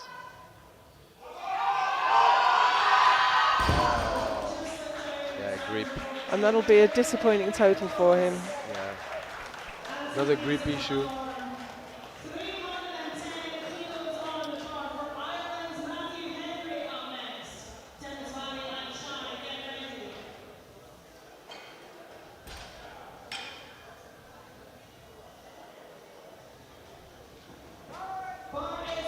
Here's Matthew Henry, Ireland, looking for 310 to close out his day.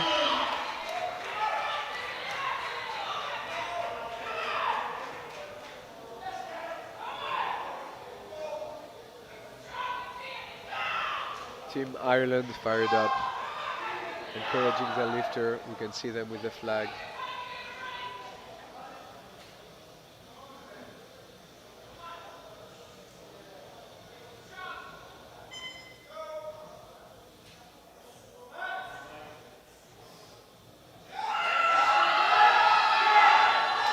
Nice.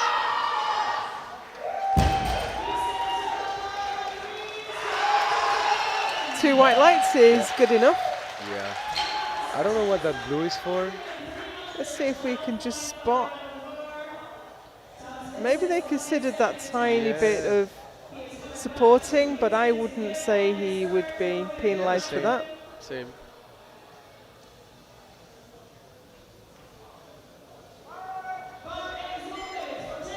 Now this is Tamas Temeshvari, but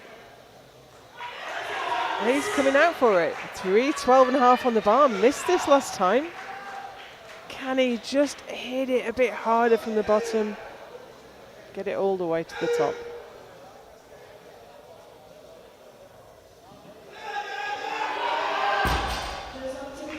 Unfortunately not. Yeah, that's what we thought. His opener was a bit of work. He took a big jump to the second, had to retake it, and unfortunately strength wasn't there today for that weight.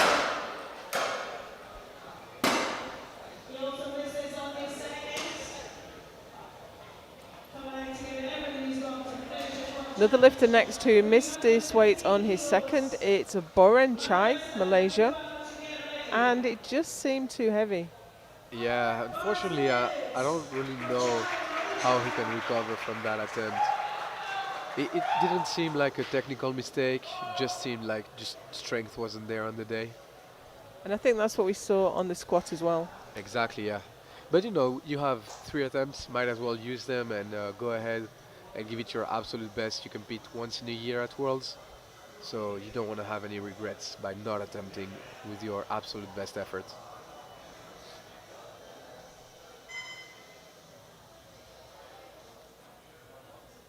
Yeah, unfortunately.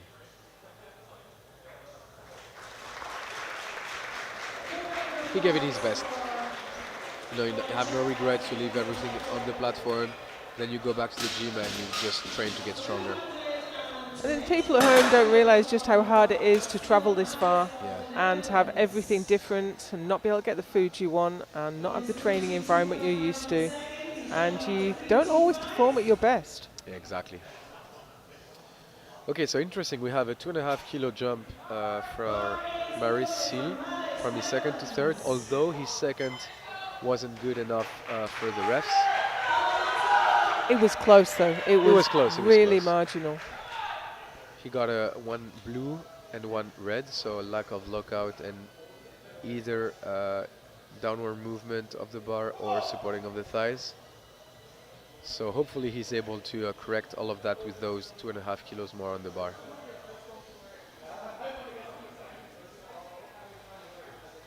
He moved the weight easily. Oh yeah. Just needs to be really a lot more positive on the lockout.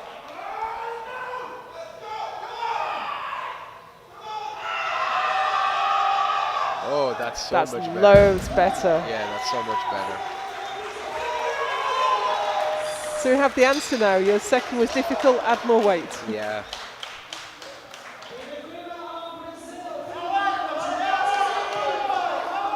And now we have another baller's move. David Coimbra loading up 327.5. And that's a World Master 1 record. Is it? Yeah, wow. Now we do know David is someone who will load up. Ricardo Fongara getting emotional before he's even pulled it. 327.5. Since it's a Master 1 record, it means he's 40 years old or older, which makes it a massive pull. Team Brazil is behind him. His whole country is behind him. Can he pull it? Oh! And I think it's good. I think he's got it. Yeah, I think so. 3 white lights. I thought that was a bit of a Hail Mary, but he absolutely made it. Awesome. What a way to finish that comp. Congrats to him. I'm just taking a look. He took that record. That record stood a long time, to be honest. It was Mikhaila Bolani from Ukraine in Killeen, 2016. I wasn't even powerlifting then. That is quite the record to take. Yeah, exactly. Congrats. Here's Mika Kais, Singapore, for 327.5. Another big jump to a third. Yeah. Because we thought his opener was a bit of work, then second was much better. He probably feels better and decided to go for it. And I think that's the call. Now, how about that lockout? 2-1. It's a tiny amount of lifting the chest, pulling the shoulders back, just retracting at the top. He's just a bit hunched. Yeah. And especially he has his belt very, very up. And so that doesn't sell a good lockout to me either. No. So that's a real shame. I think he'll be disappointed with that result. Yeah. Here's Richard van Bezuyen, Netherlands, for 327.5.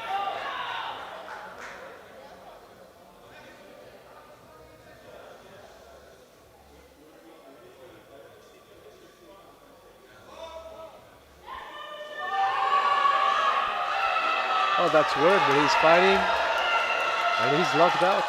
That is a brilliant third deadlift. Yeah. Superb.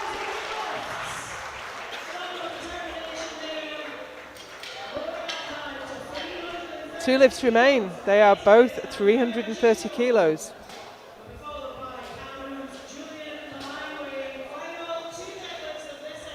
The first to attempt is Cicero. He has the lower lot number, so he goes first. Lot numbers are allocated randomly at weigh-in, and if two lifters select the same weights, the lower lot number always goes first.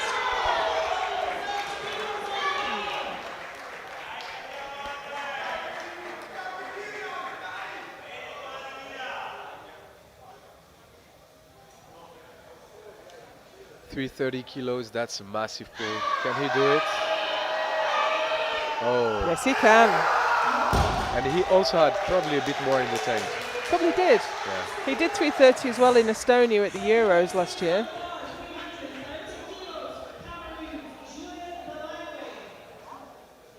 That was a good pull. Irrefutable.